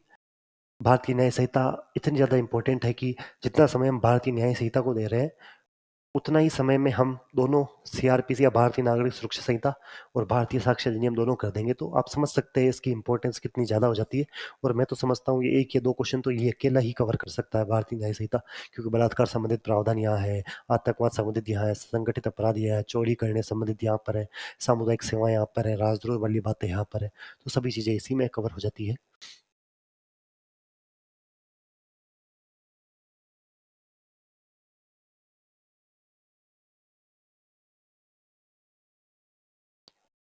हमने पहले ही बात की थी कि इसका निर्माण कैसे हुआ। आईपीसी भारतीय दंड संहिता, इंडियन पिनल कोड, भारतीय दंड संहिता की रचना, ये प्रथम भारतीय विधि आयोग, फर्स्ट इंडियन लॉ कमीशन। अब हमें याद होना चाहिए कि हमारा अभी इस वक्त कौन सा लॉ कमीशन चल रहा है। याद नहीं है तो देखना, पूछा जा सकता है कि कौन सा लॉ कमीशन चल रहा है। उस समय लॉ कमीशन जो पहला विधि आयोग बना था, हमने सभी ने मकोले का नाम तो सुना ही होगा, जिसने टपकन सिद्धांत या ट्रिकल डाउन थ्योरी दी थी, जो 1830-33 के समय दी थी। उस समय प्रथम विधि आयोग बना था, फर्स्ट लॉ कमीशन बना था, जिसमें 3 लोग थे जिनके अध्यक्ष थे मकोले, थॉमस बेबिंगटन मकोले। उन 3 लोगों के नाम है नीलोड, एंडरसन और मेलेट। मतलब नाम से याद रख सकते हैं हम, नीलोड, एंडरसन और मेलेट। नीलोड, एंडरसन और मेलेट, ये 3 जो सदस्य थे, ये प्रथम विधि आयोग के थे, जिनके अध्यक्ष थॉमस बेबिंगटन मकोले या मकोले थे। इनमें कौन कौन है? नीलोड, एंडरसन और मेलेट, ये प्रथम विधि आयोग के सदस्य थे। इन्होंने भारतीय दंड संहिता या आईपीसी के अलावा नेपोलियन की संहिता भी बनाई। पूछ लेंगे कि हमारे प्रथम विधि आयोग ने किस भारतीय दंड संहिता के अलावा क्या क्या बनाया, तो इन्होंने नेपोलियन की संहिता बनाई, या लिविंगस्टन की लुइसियाना संहिता का भी निर्माण किया। लिविंगस्टन की लुइसियाना संहिता का निर्माण भी इन्होंने किया। साथ ही साथ इन्होंने नेपोलियन की संहिता का निर्माण भी किया। ये वर्ष 1850 में कार्य पूरा हो गया। इसे पूरा होने के बाद 1856 में इसे विधान परिषद के समक्ष रखा गया और अंततः 6 अक्टूबर 1860 को इसे मंजूरी दे दी गई। इस प्रकार 1 जनवरी 1862 को भारतीय दंड संहिता लागू हो गई। भारतीय दंड संहिता देश के आपराधिक कानून का एक संहिताकरण है, मौलिक विधि है। हमारे काम की बातें सिर्फ इतनी इतनी सी है कि प्रथम विधि आयोग बना था, जिसमें 3 लोग थे, नीलोड, एंडरसन और मेलेट। इन्होंने अपना काम कब पूरा किया? 1850 में। और विधान परिषद में कब रखी गई? 1860 में। 1856 में, 1850 में इनका काम पूरा हुआ। 1856 में इसे विधान परिषद में रखा गया। 1860 में पारित हो गई। 1861 में उस समय के गवर्नर ने साइन की और यह अधिनियमित हो गई, और 1 जुलाई 1862 को लागू हो गई। यही हमने बात देखी। ये नीलोड, एंडरसन और मेलेट, इनके अध्यक्ष थे थॉमस बेबिंगटन मकोले, जो प्रथम विधि आयोग था। यही हमने देखा। इसके अलावा इन्होंने नेपोलियन की संहिता हुआ, लिविंगस्टन की लुइसियान संहिता बनाई। 1850 में काम पूरा हो गया। 1856 में विधान परिषद में लाया गया। 6 अक्टूबर 1860 को ये पारित हो गया, और 1 जनवरी 1862 को भारतीय दंड संहिता लागू हो गई। ये 1 जनवरी होगा, 1 जनवरी नहीं होगा, 1 जनवरी 1860। हमने यही बातें अभी तक देखी है। उम्मीद है कि याद हो गया होगा। 1850, 1856, 1860, 1861 और 1 जनवरी 1862। नीलोड, एंडरसन, मेलेट, थॉमस बेकिंगटन मकोले, नेपोलियन की संहिता, लिविंगस्टन की लुइसियान संहिता। ये दंड प्रक्रिया संहिता की बातें हैं कि 1800 देख लेते हैं इसे भी, हालांकि इसकी और विस्तृत चर्चा हम बाद में करेंगे। पर वर्ष 1882 में समान दंड प्रक्रिया संहिता, uniform criminal procedure code, was passed in 1882। Uniform criminal procedure code, भारतीय समान दंड प्रक्रिया संहिता, ये 1882 में लाई गई। 1882 में लाई गई। इसमें कुछ कमियां रही होगी कि 1898 में नई दंड प्रक्रिया संहिता लाई गई। हालांकि 1882 में जो दंड प्रक्रिया संहिता आई थी, उसका नाम था समान। जैसे आज ना uniform civil code, uniform civil code का हिंदी में भी समान शब्द आता है यूनिफॉर्म की जगह। यहाँ पर भी यूनिफॉर्म लिखा हुआ है, तो वही यूनिफॉर्म सिविल कोड या फिर यूनिफॉर्म क्रिमिनल प्रोसीजर कोड 1882 में लाया गया। पर इसमें बहुत सारी कमियां थी, तो 1898 में इसका परिष्कृत रूप लाया गया। 1898 में परिष्कृत रूप लाने के बाद भी कुछ कमियां नजर आई, तो लगभग लगभग 70 75 सालों बाद 1973 में आज के समय जो मौजूदा सीआरपीसी हुआ करती थी, जो हमने देखा है, वो लागू हुई 1973 में। अभी तक बहुत सारी डेट्स हो गई है, सभी आप कंफ्यूज हो गए होंगे कि कौन सी डेट कहाँ है, कौन सी याद नहीं हो रही। तो हम एक बार इसको याद करने की कोशिश करते हैं कि हमने देखा कि 1882 में समान दंड प्रक्रिया संहिता लाई गई थी। यूनिफॉर्म क्रिमिनल प्रोसीजर कोड 1882 में लाया गया था, परंतु इसमें कुछ कमियां थी। तो 1898 में एक नई दंड प्रक्रिया संहिता लाई गई, पर लगातार समय बदलता जा रहा था, दंड की प्रक्रियाएं बदलती जा रही थी, हथकड़ी वाले एसिड अटैक अलग अलग दंड आए जा रहे थे, तो इसे भी परिवर्तन करने की जरूरत महसूस हुई।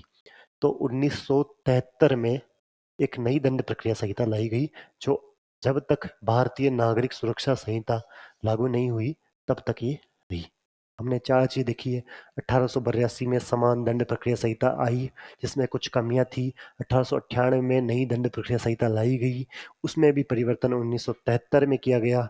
उसके बाद वो 1973 वाली 2023 तक 2001 जुलाई 2024 तक लागू रही, 1 जुलाई 2024 तक रही। उसके बाद भारतीय नागरिक सुरक्षा संहिता आ गई। हमने यही पढ़ा। इसके पहले हमने पढ़ा था कि नीलोड, एंडरसन और मेलेट नाम के तीन लोग थे जो प्रथम विधि आयोग के सदस्य थे, जिनके अध्यक्ष थॉमस बेबिंगटन मकोले थे, जिन्होंने भारतीय दंड संहिता के अलावा नेपोलियन की संहिता व लिविंगस्टन की लुइसियाना संहिता भी बनाई थी। इन्होंने अपना काम 1850 में पूरा कर दिया था। 1856 में इसे विधान परिषद में रखा गया, जो कि 1860 में विधान परिषद से पारित हो गया। 1861 में गवर्नर ने साइन कर दिए, मतलब ये अधिनियमित हो गया, और 1 जनवरी 1882 में लागू हो गया। 1850, 1856, 1860, 1861 और 1862। उधर देखा था 1882, 1898, 1973 और 2023। यही साल साल होता है तो कुछ कंफ्यूज होता है, 2 3 बार रिवाइज कर लेंगे तो याद हो ही जाएगा।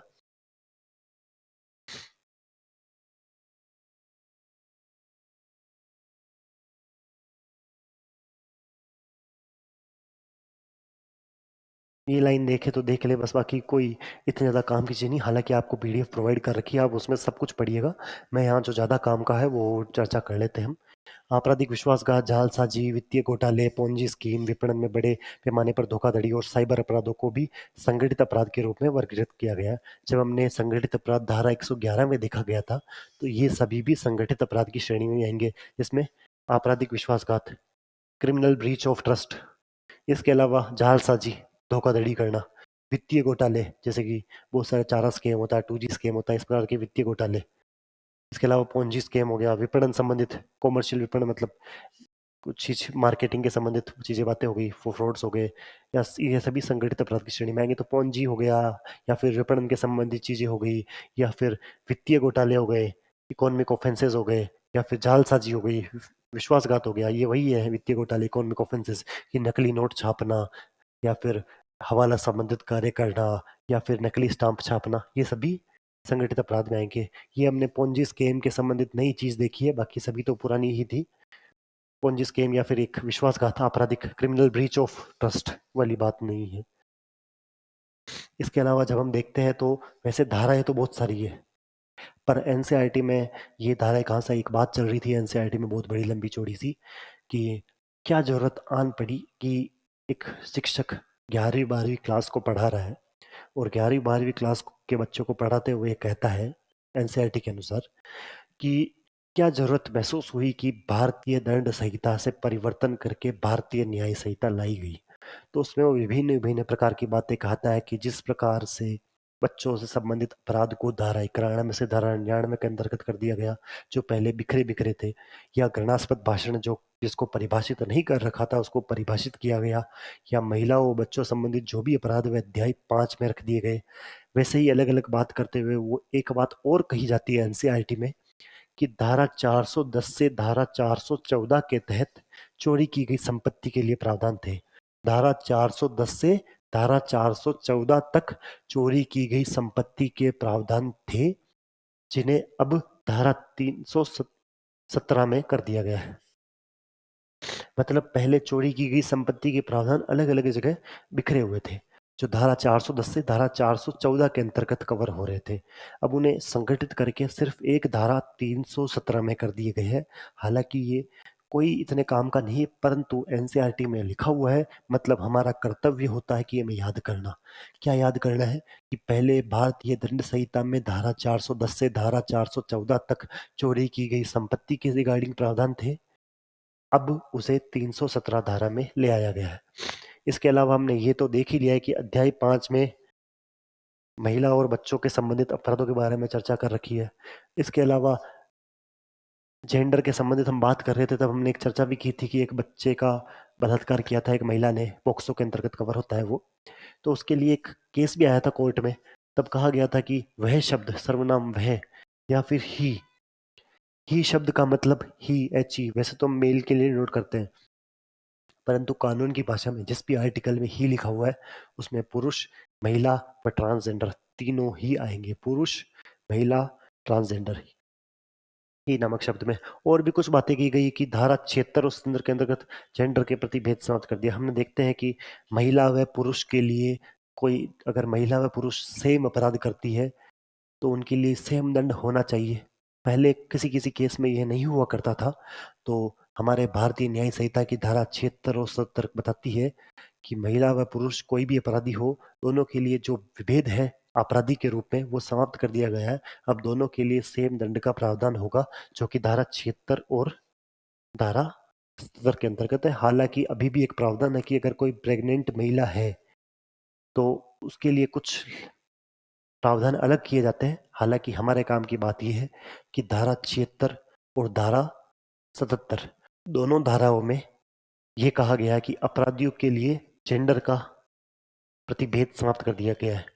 कि सेक्शन 67 और सेक्शन 77 में जेंडर न्यूट्रलिटी के लिए बात की गई कि चाहे पुरुष हो चाहे महिला हो, दोनों को एक अपराधी के तौर पर ट्रीट किया जाएगा और दोनों के लिए सेम प्रावधान होंगे। इसी के साथ एक धारा 141 की बात भी की गई है कि कोई पीड़ित है जिसके खिलाफ कुछ हुआ, जैसे कि चाहे पुरुष के खिलाफ रेप हुआ चाहे महिला के खिलाफ रेप हुआ, दोनों को पीड़ित ही माना जाएगा और दोनों के लिए सेम रिलैक्सेशन के प्रावधान होंगे। ये धारा 141 के अंतर्गत कहा गया है। अभी तक हमने जितना भी पढ़ा उसको सब एक बार वापस देख लेते हैं। हमने पढ़ा था कि नीलोड, एंडरसन और मेलेट नाम के 3 व्यक्ति थे जो प्रथम विधि आयोग में थे। ने इनका अध्यक्ष था थॉमस बेबिंगटन मकोले। इन्होंने 1850 में अपना काम पूरा कर दिया था। 1856 में विधान परिषद में रखा गया, जिसे 1860 में पारित किया गया, 1861 में अधिनियमित किया गया, व 1 जनवरी 1862 को लागू होगी भारतीय दंड संहिता या आईपीसी। इसके अलावा हमने देखा कि समान दंड प्रक्रिया संहिता 1882 में लाई गई, जिसमें परिवर्तन करके 1898 में नई दंड प्रक्रिया संहिता लाई गई, जिसमें भी परिवर्तन होकर 1973 में नई दंड प्रक्रिया संहिता या सीआरपीसी जिसे हम जानते हैं वो आई, जो 2023 तक लागू रही थी। इसके बाद हमने देखा कि जब हम एनसीईआरटी में कुछ लाइन चल रही होती तब कहा जाता है कि चोरी की गई संपत्ति के प्रावधान पहले 410 से लेकर 414 तक अलग अलग प्रकार से लिखे हुए थे, उसे संगठित करके अब धारा 317 में कर दिया गया है। इसके अलावा हमने देखा कि महिला और बच्चों संबंधित प्रावधान अब अध्याय नंबर 5 में है। इसके अलावा हमने देखा कि धारा 76 व धारा 77 ये बताते हैं कि जेंडर के प्रति कोई भी भेद नहीं होगा, अपराधी को अपराधी माना जाएगा, चाहे वह पुरुष हो चाहे महिला हो, दोनों के लिए सेम प्रावधान रहेंगे। इसके साथ साथ ही हमने धारा 141 भी देखी थी, जब विक्टिम है या कोई पीड़ित है उसके लिए भी सेम प्रावधान होगा, चाहे पुरुष हो चाहे महिला हो। मतलब धारा 76, धारा 77, धारा 141 में पुरुष और महिलाओं में जो भेद था उसे समाप्त करने का प्रयास किया गया है। यही हम देखते हैं कि हमारे इंडियन कॉन्स्टिट्यूशन के आर्टिकल 39 स्मॉल ए और 39 बी में भी पुरुष और महिला के बीच में जो भेद है कि उनको दोनों को वेजेस या फिर जो वेतन दिया जाता है उनमें भेद समाप्त किया गया है और दोनों को समान अपॉर्चुनिटी देने के प्रावधान भी किए गए हैं। हमें धारा 76 70 याद होनी चाहिए, हमें धारा 141 याद होनी चाहिए, हमें धारा 317 याद होनी चाहिए जो 410 से 414 तक कवर करती है। हमें अध्याय नंबर 5 याद होना चाहिए। हमें ये याद होना चाहिए कि वह नाम का जो शब्द है या फिर ही है, ये पुरुष, महिला व ट्रांसजेंडर तीनों के लिए उपयोग में लिया जाएगा। हमें याद होना चाहिए, नाम याद होना चाहिए हमें, या हमें लिविंगस्टन की लुइसाने संहिता और नेपोलियन की संहिता याद होनी चाहिए। बच्चों की परिभाषा हमने पहले ही देख ली थी कि धारा 2-3 के अंतर्गत बताया गया कि 18 वर्ष से कम उम्र का जो भी होगा वो बच्चा होगा। अब एक छोटी सी बात और निकल के आती है कि धारा 4 के अंतर्गत, धारा 4 के अंतर्गत ये बताया गया है कि किसी भी प्रकार का कोई भी दंड होगा, चाहे वह आजीवन कारावास हो, चाहे वह सामान्य दंड हो, चाहे वह कठोर दंड हो, चाहे वह सामुदायिक सेवा हो, चाहे वह अ, जुर्माना हो या किसी प्रकार का मृत्युदंड हो, वह सभी धारा 4 के अंतर्गत आते हैं। मतलब आपको पूछ ले कि किसी भी प्रकार की दंड की परिभाषा या किसी प्रकार के दंड के बारे में प्रावधान कौन सी धारा में बताए गए, तो धारा 4 में है। ये धारा 4 पहले भी भारतीय दंड संहिता में भी थी, परंतु अब सामुदायिक सेवा नामक नया दंड जोड़ दिया गया है। बस ये लाइन उसी ने लिखी है कि धारा 4 में अब सामुदायिक सेवा नाम का दंड भी जोड़ा गया है। मृत्युदंड, आजीवन कारावास जो कि कठोर व साधारण दोनों हो सकता है, संपत्ति की जब्ती और जुर्माने के साथ दंड के हिस्से के रूप में धारा 4 के अंतर्गत पहली बार सामुदायिक सेवा को शामिल किया गया है। सामुदायिक सेवा उन स्थिति में दी जा सकती है जहां लोक सेवक, ये सब हमने पढ़ लिया पहले ही। यहाँ हमने धारा 4 देखी। धारा 4 में क्या है, सभी प्रकार के दंड के प्रावधानों के बारे में चर्चा की गई है, जिसमें सामुदायिक सेवा को भी जोड़ दिया गया है। धारा 69 हम पहले ही पढ़ चुके हैं। धारा 63 से 78 मैंने पहले ही बताया था कि महिला और बच्चों संबंधित जो भी बात है वो अध्याय 5 में है। यही लिखा हुआ है धारा 63 से धारा 78 तक दोनों के बारे में चर्चा होती है, जिसमें से 65 से 73 तो बलात्कार संबंधित प्रावधान ही है। यहाँ पर बच्चों वाली पहले ही बात देख ली थी कि धारा 91 से 99 तक बात होती है। यहाँ धारा 91 से 97 तक बात की गई है कि बच्चों को बच्चों की खरीद फरोख्त करना या उन्हें वेश्यावृत्ति के लिए लिप्त करना। छोटी छोटी बच्चियां होती है जिन्हें पकड़ लिया जाता है और उन्हें वेश्यावृत्ति या फिर काम पर धंधे पर लगा दिया जाता है, तो उन संबंधित बातों के लिए भी अपराध है जो धारा 91 से धारा 97 के अंतर्गत कवर होते हैं। या बच्चों को परित्याग करना, हमने देखा था धारा 91 में 12 वर्ष से कम उम्र का कोई बच्चा है तो उसे उसके घर परिवार द्वारा त्याग दिया जाना, या फिर जो देखभाल कर रहा है उसे त्याग दिया जाए, या फिर काम पर लगाना धारा 95 में भी देखा था हमने। अपहरण करना, खरीद फरोख्त जैसे अनेक मुद्दों पर शामिल है। इसमें धारा 91 से धारा 97 पर चर्चा होती है। हमने जब देखते हैं कि मानव तस्करी, ह्यूमन ट्रैफिकिंग, मानवों को तस्करी करना मतलब विदेशों में भेजना या अन्य राज्यों में भेजना, जिसके लिए उनका शोषण किया जाता है, उसके लिए अब एक शब्द यूज किया जाएगा, भिक्षावृत्ति। कल भी हम जब पढ़ रहे थे तो हमने एक मूवी का जिक्र भी किया था कि स्लम डॉग मिलियनेयर मूवी में जब बच्चों को पकड़कर उनका तस्करी की जाती है और उन्हें शोषित किया जाता है या उनका शोषण किया जाता है, तो वो भीख मांगने के लिए ही किया जाता है। तो मानव तस्करी के रिगार्डिंग किया गया शोषण अब भिक्षावृत्ति नामक शब्द से डिनोट होगा। हमें अगर पूछ लिया जाए कि निम्न में से भिक्षावृत्ति शब्द किसके लिए उपयोग में होगा, तो हमें पता होना चाहिए कि मानव तस्करी के उद्देश्य से किए जाने वाले शोषण को इंगित करने के लिए भिक्षावृत्ति नामक शब्द का उपयोग किया जाएगा। चल संपत्ति में पेटेंट, कॉपीराइट आदि चीजें शामिल है, हमने पहले ही देख लिया है। आर्थिक अपराध भी हम पहले ही पढ़ चुके हैं कि जालसाजी है, जाली नोट है, सरकारी स्टाम्प जारी करना, धोखाधड़ी करने संबंधित प्रावधान इकोनॉमिक ऑफेंसेस में आएंगे। ये धारा 101(2) जो हम पहले ही पढ़ चुके हैं, इसके अंतर्गत की धारा 102 के अंतर्गत बात की थी कि मॉब लिंचिंग के संबंधित प्रावधान है जो धारा 101(2) के अंतर्गत है, जहां पर ये लिखा हुआ है कि किसी भी नस्ल, जाति, समुदाय, जेंडर, जन्म स्थान के खिलाफ अगर कोई भी अपराध किया जाता है तो या मृत्यु का कारण बनते हैं तो वो मॉब लिंचिंग के अंतर्गत आएंगे।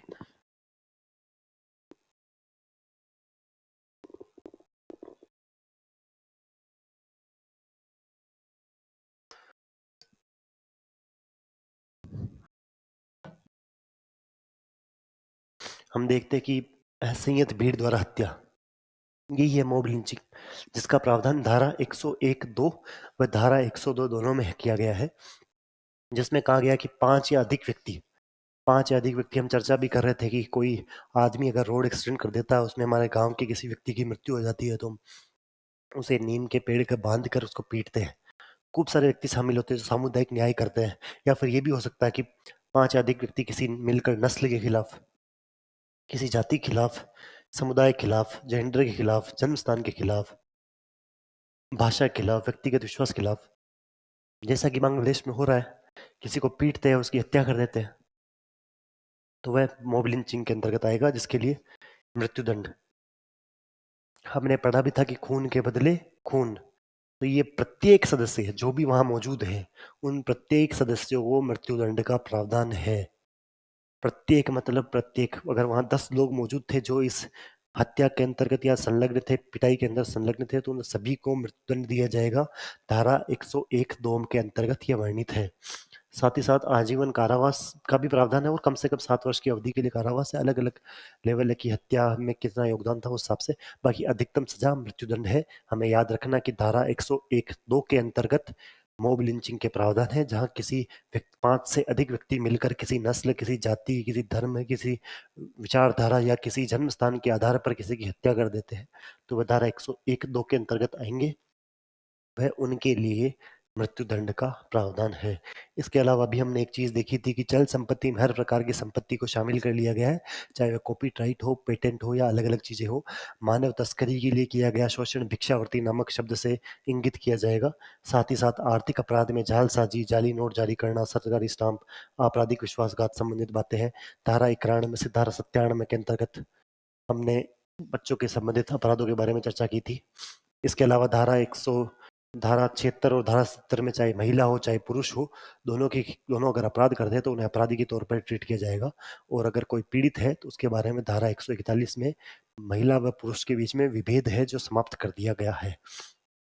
अब हमें दो ही चीजें बची है इस लास्ट की, अध्याय 14 में क्या लिखा हुआ गया है और अध्याय 15 में क्या लिखा हुआ है। अध्याय 14 में लिखा हुआ है कि भारतीय न्याय संहिता 2023 के अध्याय 14 के अंतर्गत बकाया राशि के लिए आदेश डिक्री प्राप्त करना। कोर्ट की डिक्री क्या होती है? डिक्री वो शब्द होता है जिसके लिए कोर्ट किसी से पैसे मंगवाने के लिए ड्राफ्ट देता है। कोर्ट डिक्री इकोनॉमिक ऑफ चीजों के लिए शामिल होती है, मतलब पैसे मंगवाना या पैसे देना कि बकाया राशि जमा कराओ, वो संबंधित सारी चीजें हैं। या हम देखते हैं कि जब अशफाक उल्ला खान को हमारे अर्जुन लाल सेठी शरण देते हैं, तो वो संबंधित सारी चीजें कि अपराधियों को शरण देना, ये भी अध्याय 14 के अंतर्गत कवर होता है। भारतीय न्याय संहिता के अध्याय 14 के अंतर्गत।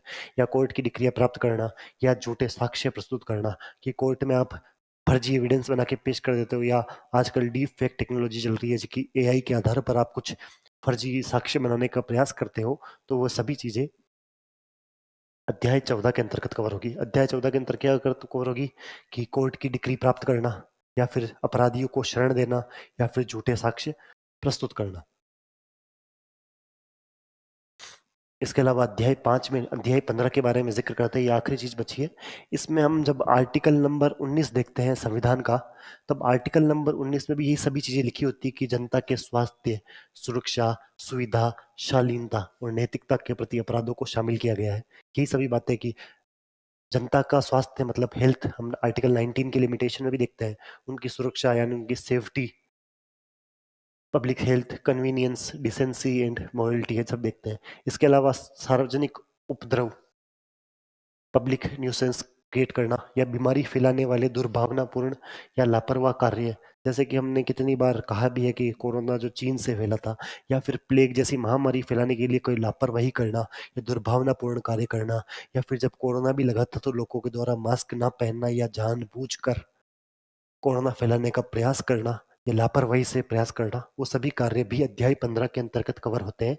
साथ ही भोजन, पेय या नशीले पदार्थों में मिलावट करना। हम सभी देखते हैं कि दिवाली में जो हम मिठाई लेकर आते हैं उसके अंतर्गत कुछ मिलावट होती है, जिसके लिए शुद्ध के विरुद्ध युद्ध अभियान, जो राजस्थान सरकार की फ्लैगशिप स्कीम भी है, जो शायद 26 अक्टूबर 2020 को लागू हुई थी, उसके संबंधित प्रावधान भी है। तो भारतीय न्याय संहिता के अध्याय 15 में जनता के स्वास्थ्य, सुरक्षा और सुविधा, शालीनता और नैतिकता के प्रति अपराधों को शामिल किया गया है, जिसमें कि अ, खाद्य पदार्थ के में नशे के लिए पदार्थ मिलाना या दुर्भावनापूर्ण लापरवाही के कार्य करना जो बीमारी फैलाने के लिए बन जाए।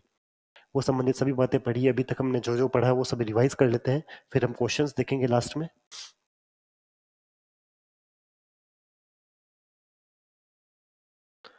अभी हमने पढ़ा कि प्रथम विधि आयोग बना था, जो उसमें नील लॉर्ड एंडरसन और मेलेट नाम के 3 सदस्य थे, जिनके अध्यक्ष मकौले थे। उन्होंने भारतीय दंड संहिता आईपीसी बनाई थी, जो 1850 में काम पूरा हो गया था। 1856 में इसे विधान परिषद में रखा गया, जो 1860 में पारित हुआ। वह 1861 में इसे गवर्नर ने सिग्नेचर किए और अधिनियमित हुआ, और 1862 1 जनवरी 1862 को ये लागू हुआ। सेम चीज हमने सीआरपीसी के लिए भी देखी थी कि 1882 में समान दंड प्रक्रिया संहिता लाई गई, जो 1898 में फिर इसमें चेंज करके दंड प्रक्रिया संहिता आई, जो वर्तमान में 1973 में जो सीआरपीसी तब तक लागू रही, और 1973 वाली सीआरपीसी 2023 तक लागू हुई थी। यही सब हमने बातें की थी कि 1882, 1898, 1973 में भारतीय नागरिक सुरक्षा संहिता जो 2000 23 में आई। इसके अलावा हमने ये भी देखा कि संगठित अपराध में पोंजी स्कीम्स भी शामिल है, या फिर आपराधिक विश्वासघात, या फिर क्रिमिनल ब्रीच ऑफ ट्रस्ट हो गया, जालसाजी हो गया, इकोनॉमिक ऑफेंस हो गया, ये सभी इसमें शामिल है। इसके अलावा हमने देखा था कि चोरी की गई संपत्ति जो पहले धारा 410 से 414 के अंतर्गत थी, वह अब एक ही धारा धारा 317 में है।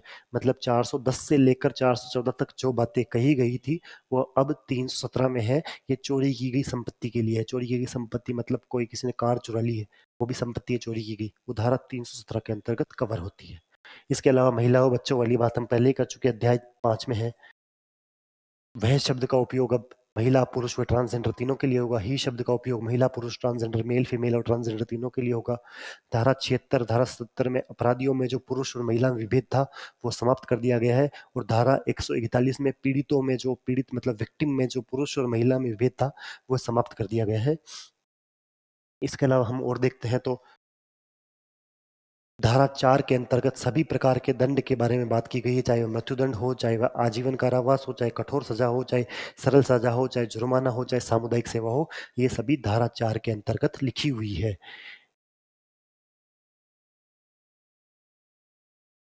हमने ये भी देखा था कि मानव तस्करी के लिए किया गया जो शोषण है वह मानव तस्करी के लिए किए गए शोषण उसके लिए गए अब भिक्षावृत्ति नामक शब्द का उपयोग किया जाएगा। पूछ सकते हैं कि भिक्षावृत्ति शब्द निम्न में से किस शब्द की जगह यूज किया जाएगा। इसके अलावा हमने धारा 91 से धारा 97 तक बच्चों संबंधित सभी बातें देखी थी। चल संपत्ति के बारे में पढ़ा था और आर्थिक अपराधों के बारे में भी चर्चा की थी।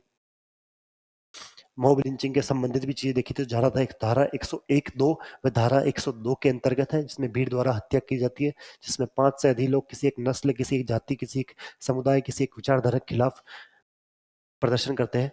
हमने अध्याय 14 व अध्याय 15 देखा था। अध्याय 14 में कोर्ट की डिक्री प्राप्त करना, आर्थिक अपराध में कोर्ट की डिक्री प्राप्त करना, या फिर किसी अपराधी को शरण देना, या फिर झूठे साक्ष्य प्रस्तुत करना कोर्ट के अगेंस्ट। अध्याय 15 में देखा कि जनता के स्वास्थ्य, सुरक्षा और सुविधा, शालीनता और नैतिकता के प्रति अपराध शामिल है। भारत जनता की स्वास्थ्य, सुरक्षा, शालीनता, नैतिकता और सुविधा संबंधित अपराध शामिल है। इसमें सार्वजनिक उपद्रव करना, बीमारी फैलाने वाले दुर्भावनापूर्ण या फिर लापरवाही कार्य करना, या फिर जो हमारे खाने के पदार्थ है, नशीले पदार्थ में कुछ मिलावट कर देना, ये सभी अध्याय 15 के अंतर्गत कवर होते हैं। इसके अलावा हमने बलात्कार संबंधित प्रावधान देखे थे जो धारा 65 से धारा 73 तक कवर होते हैं। इसमें कम से कम 10 साल से लेकर आजीवन कारावास तक का प्रावधान है। परंतु अगर महिला की आयु 18 वर्ष से कम हो और उसके खिलाफ बार बार अपराध किया गया हो, गैंगरेप हुआ हो, तो मृत्युदंड के प्रावधान है। इसके अलावा हमने किसी महिला के साथ ये कपटपूर्ण तरीके से यौन संबंध होना धारा 69 में पढ़ी लिया था, इसके लिए 10 साल की सजा का प्रावधान था। इसके अलावा हमने द्विविवाह बाईगेमी देखी जो धारा 81 व धारा 82 दोनों के अंतर्गत कवर है, जिसमें 7 से 10 साल की सजा का प्रावधान है। और दुष्प्रेरण संबंधित धारा 47 धारा 48 धारा 49 में आती ही है।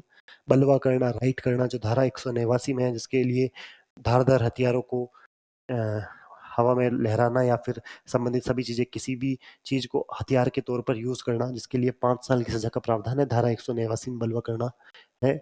इसके अलावा 12 वर्ष से कम उम्र के बच्चों को उनके माता पिता या देखभाल करने वाले के द्वारा त्याग दिया जाना धारा 91 के अंतर्गत है, इसके लिए 7 साल की सजा का प्रावधान है। इसके अलावा बच्चों के संबंधित अपराध हमने पहले ही देख लिए, 91 से 99 तक कवर होते हैं, जिसमें 14 साल तक की सजा का प्रावधान भी शामिल है। धारा 151 में हमने उदाहरण देख के देखा कि कोई हमारा मित्र देश है, इसके खिलाफ युद्ध छेड़ने के लिए धारा 151 है, इसके लिए आजीवन कारावास तक का प्रावधान दिया गया है। छीनना धारा 302, 5,000 रुपए से कम की चोरी धारा 303, छीना झपटी धारा 304। ये सभी धाराएं समझता हूँ आपको याद हो ही गई होगी अब। निजी प्रतिरक्षा का अधिकार धारा 34 से धारा 44 सेल्फ डिफेंस, खुद का डिफेंस करना, खुद को घात से बचाने के लिए धारा 34 से धारा 44 के अंतर्गत है। तेज और लापरवाही से गाड़ी चलाना धारा 106 हो ही गई। संगठित अपराध हमने पढ़ी ली है। कुछ और चीजें भी हमने पढ़ी थी कि सार्वजनिक मद्यपान पब्लिक ड्रिंकिंग जो धारा 355 के अंतर्गत कवर होती है। साथ ही साथ मानहानि देखा था जो धारा 356 के अंतर्गत कवर होती है। छीनना धारा 302, छीना झपटी धारा 304 और 5,000 रुपए से कम की चोरी धारा 303 के अंतर्गत है। धारा 226 में वैध कार्य को रोकने के लिए आत्महत्या का प्रयास करना। धारा 202 में कोई सिविल सेवक या सिविल सेवक है जो अवैध व्यापार में संलग्न है और भारतीय नागरिक सुरक्षा संहिता की धारा 84 के अंतर्गत उद्घोषणा के जवाब में गैर उपस्थित होना। Non appearance in response to proclamation है। अब आखिरी में हम कुछ प्रश्न देख लेते हैं, फिर हमारा ये चैप्टर समाप्त हो जाएगा, मतलब भारतीय दंड संहिता हमारी समाप्त हो जाएगी। आप प्रश्न देखिए, इसका उद्देश्य क्या है? तो सिंपल सी बात है कि इसका उद्देश्य भारत में आपराधिक न्याय प्रणाली को संशोधित हो और अद्यतन करना है। आतंकवादी कृत्य के लिए कौन सी धारा है? हमने पहले भी देखा था कि धारा 113 आतंकवाद के लिए, हमने इतनी बार देख लिया, अब तो रटी गई होगी आपको धारा 113 भी। इसके अलावा आईपीसी इंडियन पीरियड कोड के स्थान पर क्या लाया गया? तो भारतीय न्याय संहिता आई। ये धारा 37 के बारे में मैंने कहा था कि धारा 37 विशेष तर याद रखना, तो धारा 37 आ गई है, पढ़िए। The person's right to defend their own body and the property comes under which section of भारतीय न्याय संहिता? सेक्शन 37, धारा 37 के अंतर्गत आती।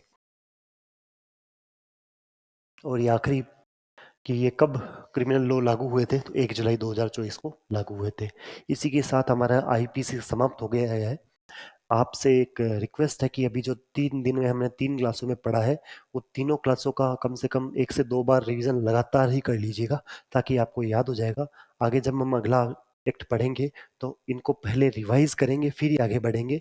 और ये कोशिश की जाएगी कि आपको अगली बार जब 10 से 15 मिनट में रिवाइज करें तो याद करवा दिया जाए। हालांकि अभी भी बहुत सारी चीज़ याद हो गई होगी। जैसे मैं कुछ सवाल पूछ लेता हूँ कि धारा 317 के अंतर्गत क्या है? क्या धारा 410 से 414 के अंतर्गत चोरी की गई संपत्ति है वही धारा 313 में है क्या? क्या अध्याय 14 में क्या लिखा हुआ है? क्या अध्याय 15 में क्या है? अध्याय 5 में क्या लिखा हुआ है? धारा 189 बलवा करने संबंधित है क्या? धारा 151 में क्या है? धारा 69 में क्या है? धारा 81-82 में क्या है? क्या धारा 101 2 और धारा 102 मॉब लिंचिंग से संबंधित है क्या? ये सभी बातें आपको पता होगी। बाकी आप सभी को हैप्पी न्यू ईयर, और जो अपना संकल्प लिया है उसे आगे बढ़ाते रहिए। आप सभी को शुभकामनाएं कि आप अपना ये जो, और आप सभी को शुभकामनाएं, और मैं चाहता हूं कि आप जिनने जो दृढ़ संकल्प किया है कि आपको जो 2026 में चाहिए या 2027 में चाहिए, उसकी शुरुआत आप अच्छे तरीके से करें। धन्यवाद।